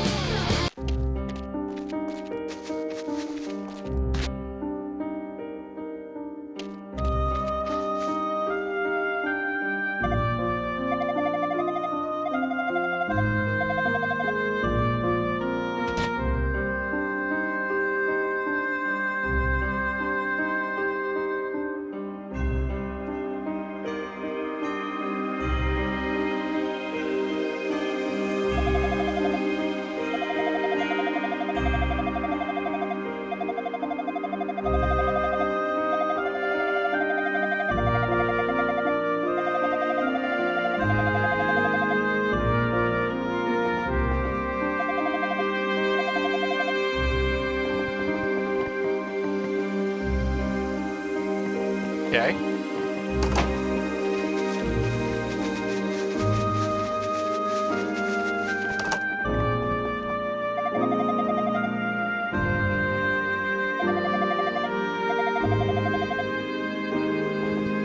What if I... How do I use it? Item. Oh, it just hides everything? That's interesting. So I literally can't see anything while I have this equipped? I want to go back to the Den of Thieves now that we have this and see if that does anything. Since I don't really need to worry about the enemies, we'll just go. Actually, we'll probably turn that off so I can actually fight them. Yeah!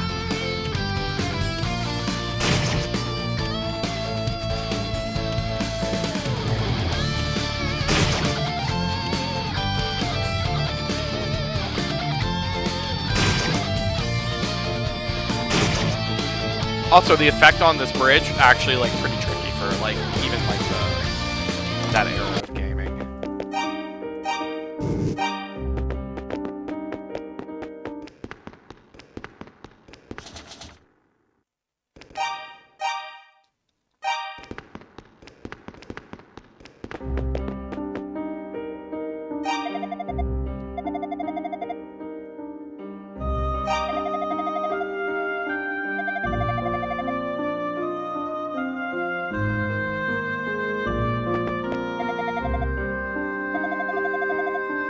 So apparently, I can see secret doors with this. Are there any secret doors? I don't see any.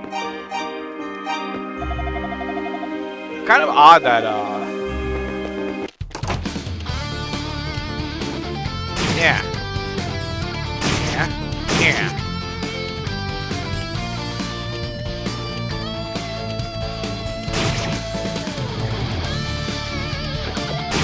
Also, it's gonna be tough to grind another level if I need 200 and some, 2,500 some XP, and I only get like 8 a pop.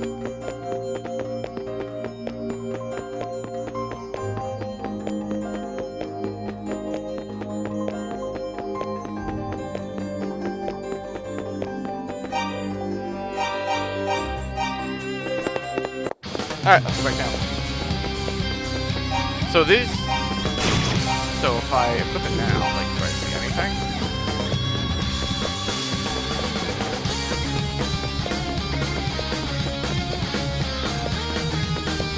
I'm curious if I, like, even fight enemies while I have it on. Yes. Yes, I do.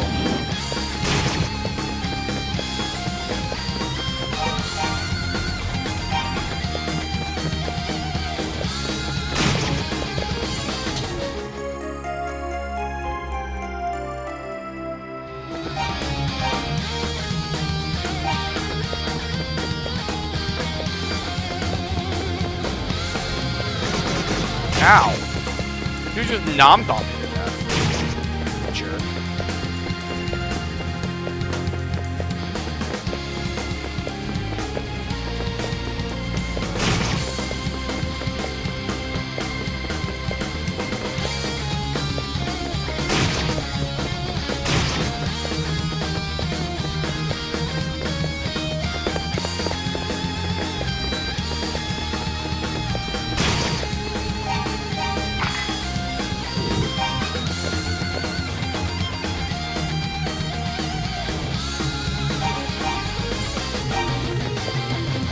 I wish it was easier to take on and off. Like...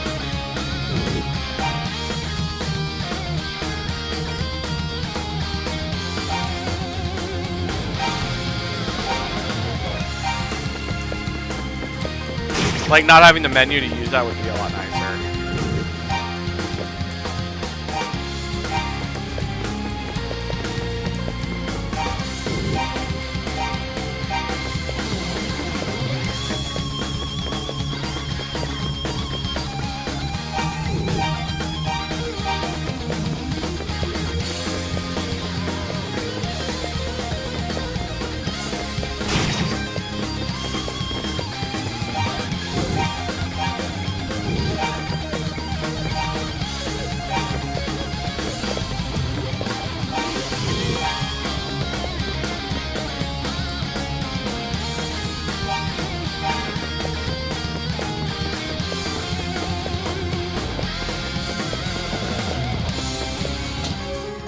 Hey, we got the silver bell back. Oh, is that good?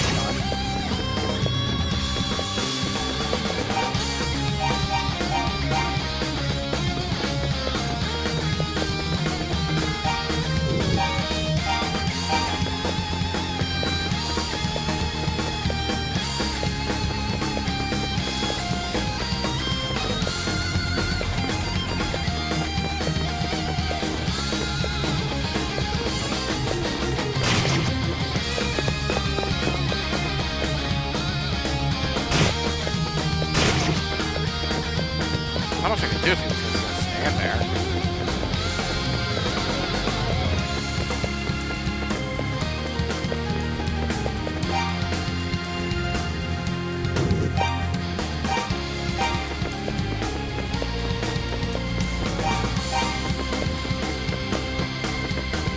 Ah.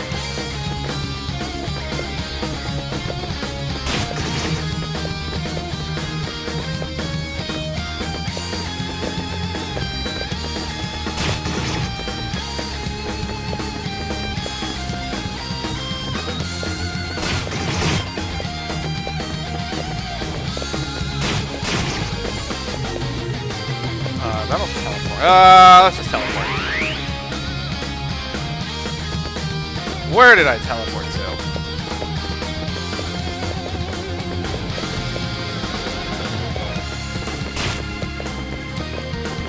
Ooh, yes. Let's just get this item and run. I'm about to die! Run left! Run left! Okay.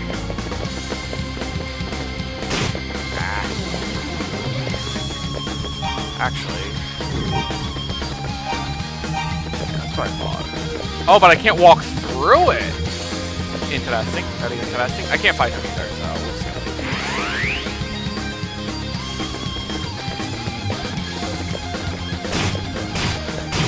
Got it. I'm gonna use the health potion.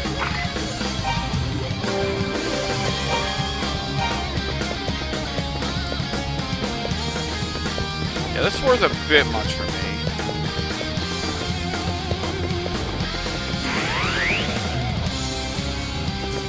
Oh no, that was a one-way. That's not good. I don't think we wanted to go through a one-way.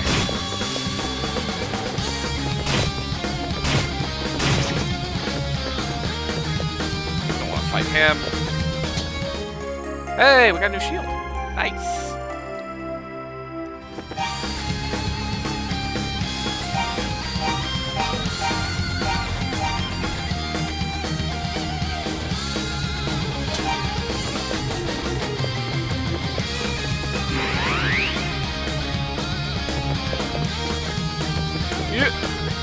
Ah, damn.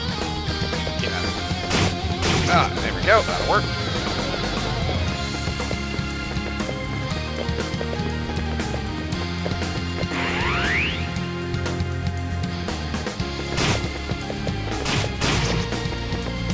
We didn't actually want to go that way.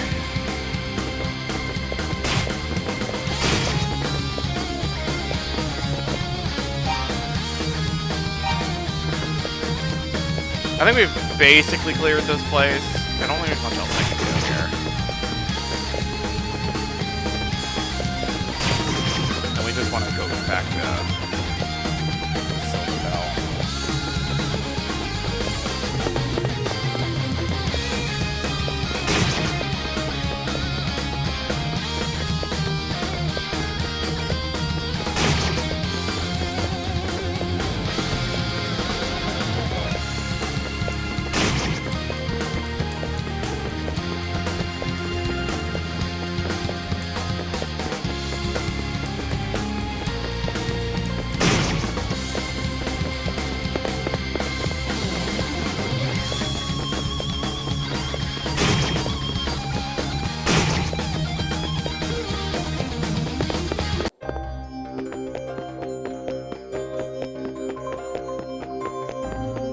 Well, there's supposed to be like the book in there. That's the other thing I have to do there. But let's return the Silver Bell first.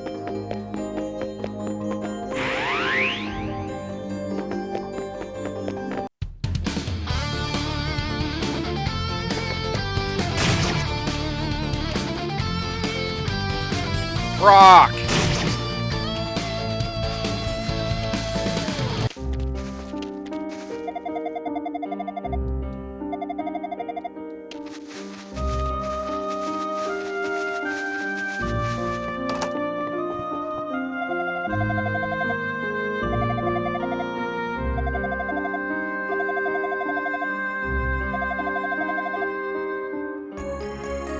Power ring.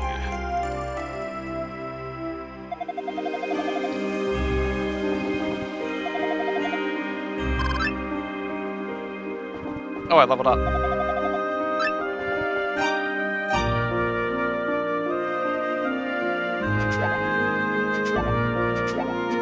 So I can half damage or I can double damage. I think in general, double damage is a bit more useful.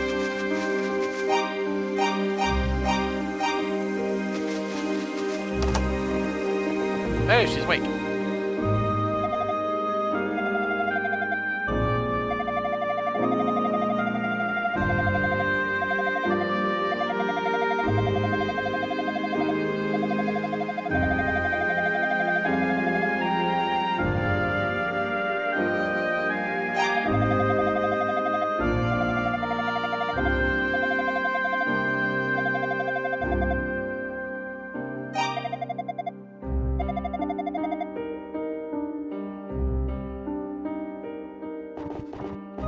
So there's like...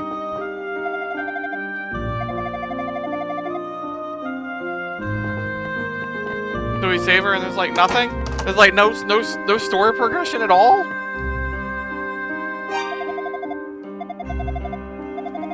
Literally zero story progression?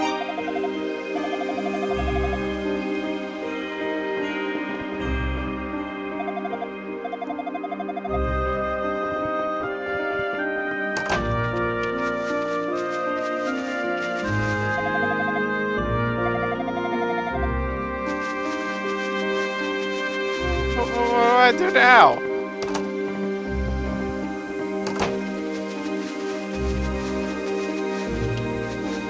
I guess I just go back there?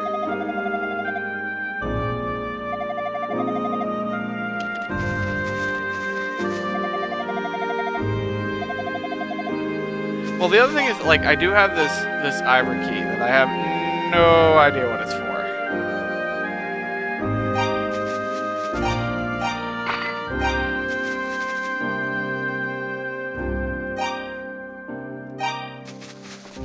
I guess I could go talk to... Let's go talk to the fortune teller again. I don't think anything's gonna happen from it, but like, I'm like, what am I doing? What else do I do here?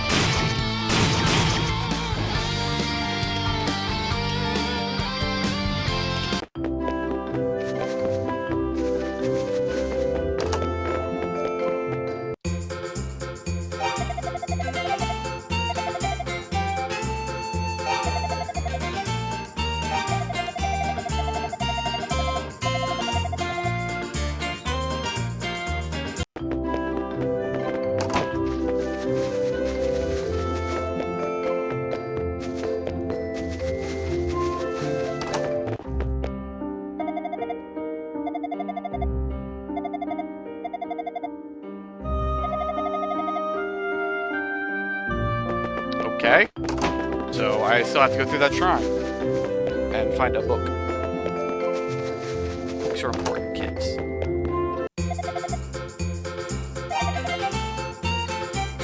Well, I already had the long sword, so I don't need to buy any weapons here. So but I suppose I could buy some better armor while I'm here. I don't need it. I'm pretty sure none of these shields are going to be better than what I got, so let's just...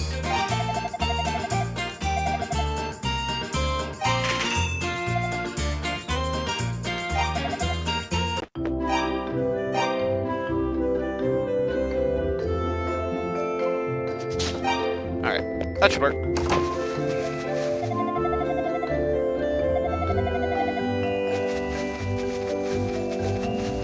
Might go back to the other town.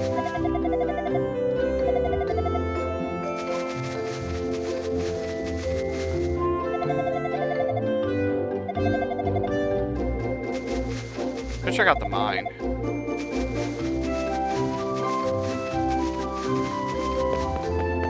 was kind of hoping, like, get more information, but it seems like I'm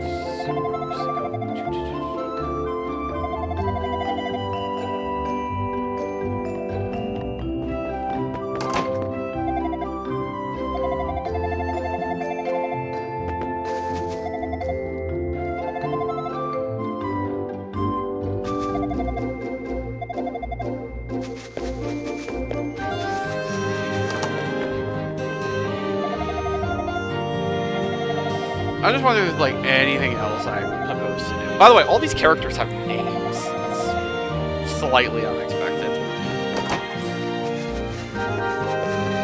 I'm not going to be on much longer, so I don't want to, like, just run through that dungeon again. So I might just head to the port and see if there's anything that popped up there. Probably not. I probably just need to keep on through the shrine. I suppose I could try to go to the mine.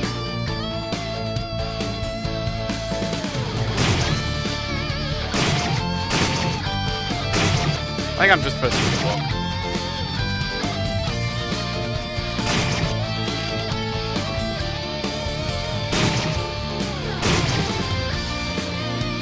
Wrong bridge.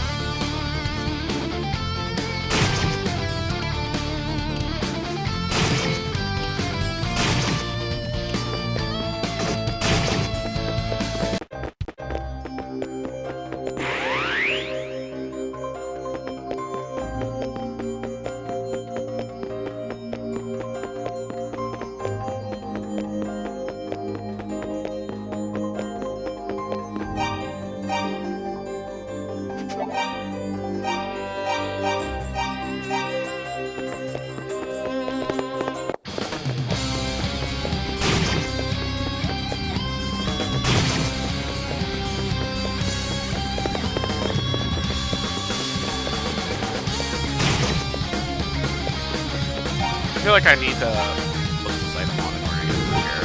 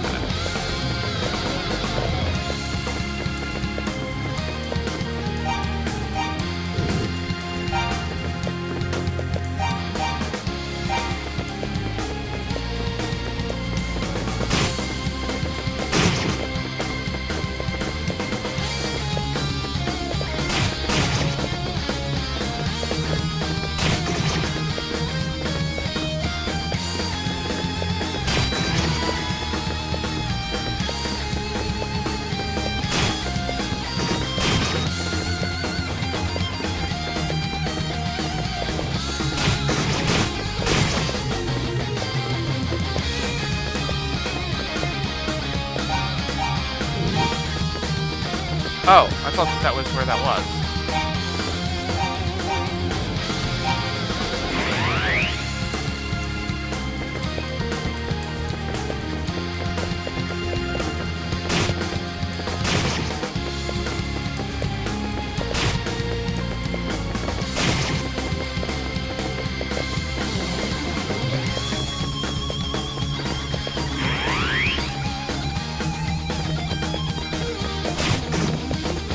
Yeah, I need to get to that chest, but I was pretty sure the door was hidden there to get there, and I guess it wasn't.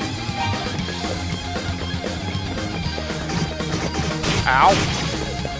What annoying mouse damage there. It was through this.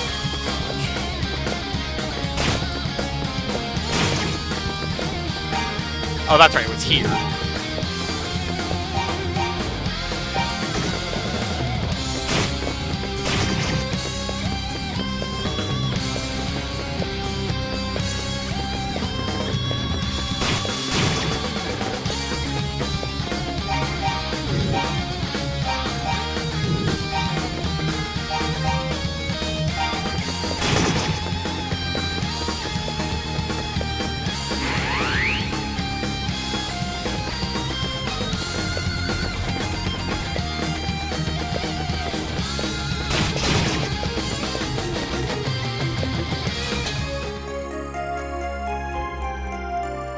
What do I do with these keys?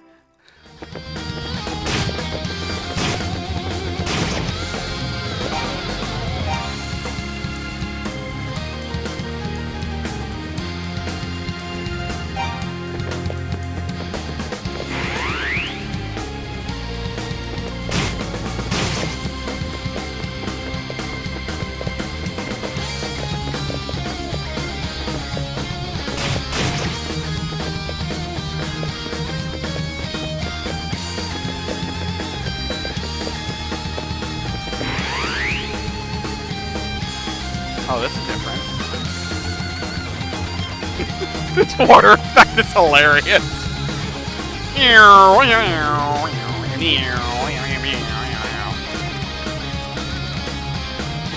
Let's not get through that door yet.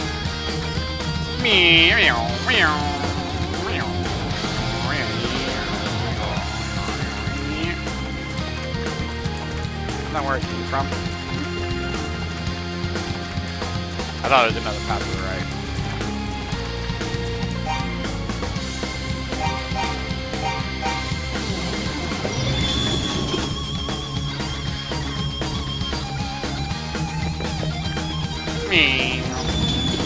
So you need both keys to get here where it's a boss fight, maybe? Oh.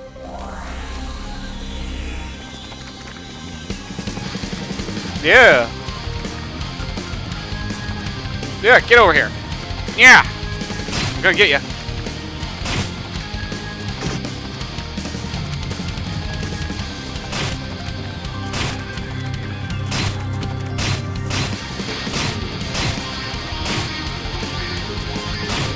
Yeah, being able to run diagonals makes this fight a little cheap. Like I said, because you run faster when you run diagonally, technically speaking, from a mathematical standpoint, you're... Oop, almost got hit there. Meow, meow, meow, meow, meow, meow, ow. Yeah. I don't like that I got him in this corner, though. Got him. Again, doing that with that water effect, hilarious to me. Okay. Pop. We now have the bookies.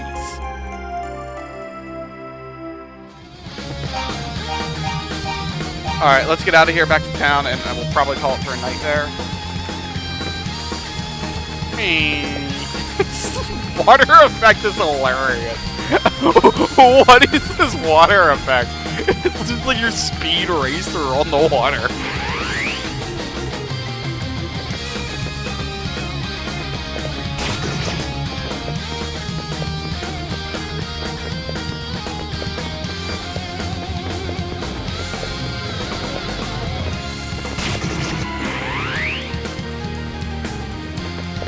I have so much HP, I feel like I'm already at the end game. And, like, I know I'm not. Hit.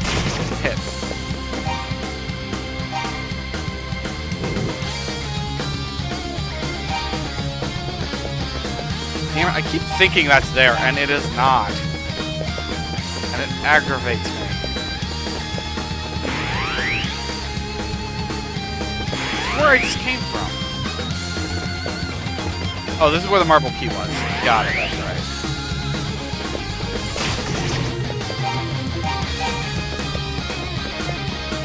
I just put the darn thing on.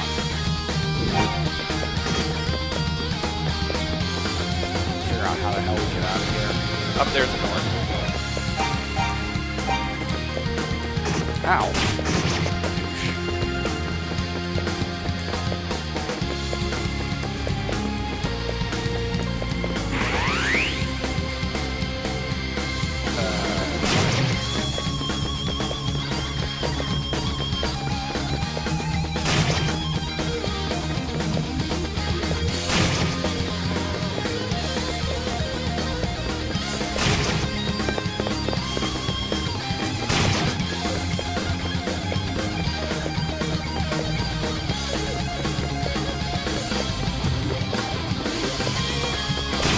This is also one of those games that the music really didn't need to rock this hard. It just kind of does. And this is another theme of Ys games. Music kind of just rocks hard for reasons.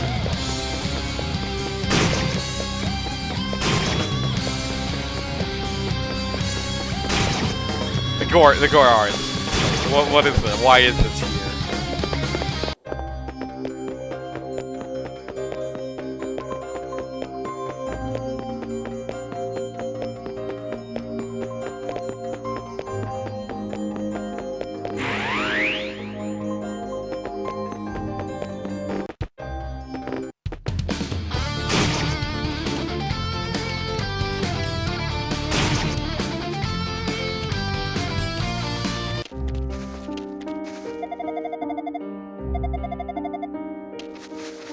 Alright, so we got the book. Let's talk to the girl.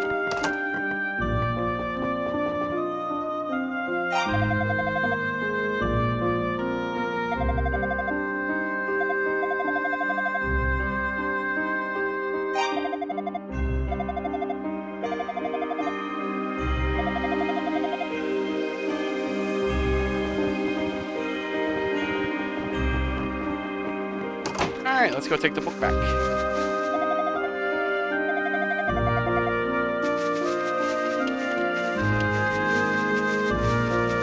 How long have we been on? I'm actually going to go ahead and call it a night. It's going to stay on very long, but I got on late and I didn't wrap up for the kind of like intro to Ys. And why is that so big? Sorry. I'm just noticing that. Yeah.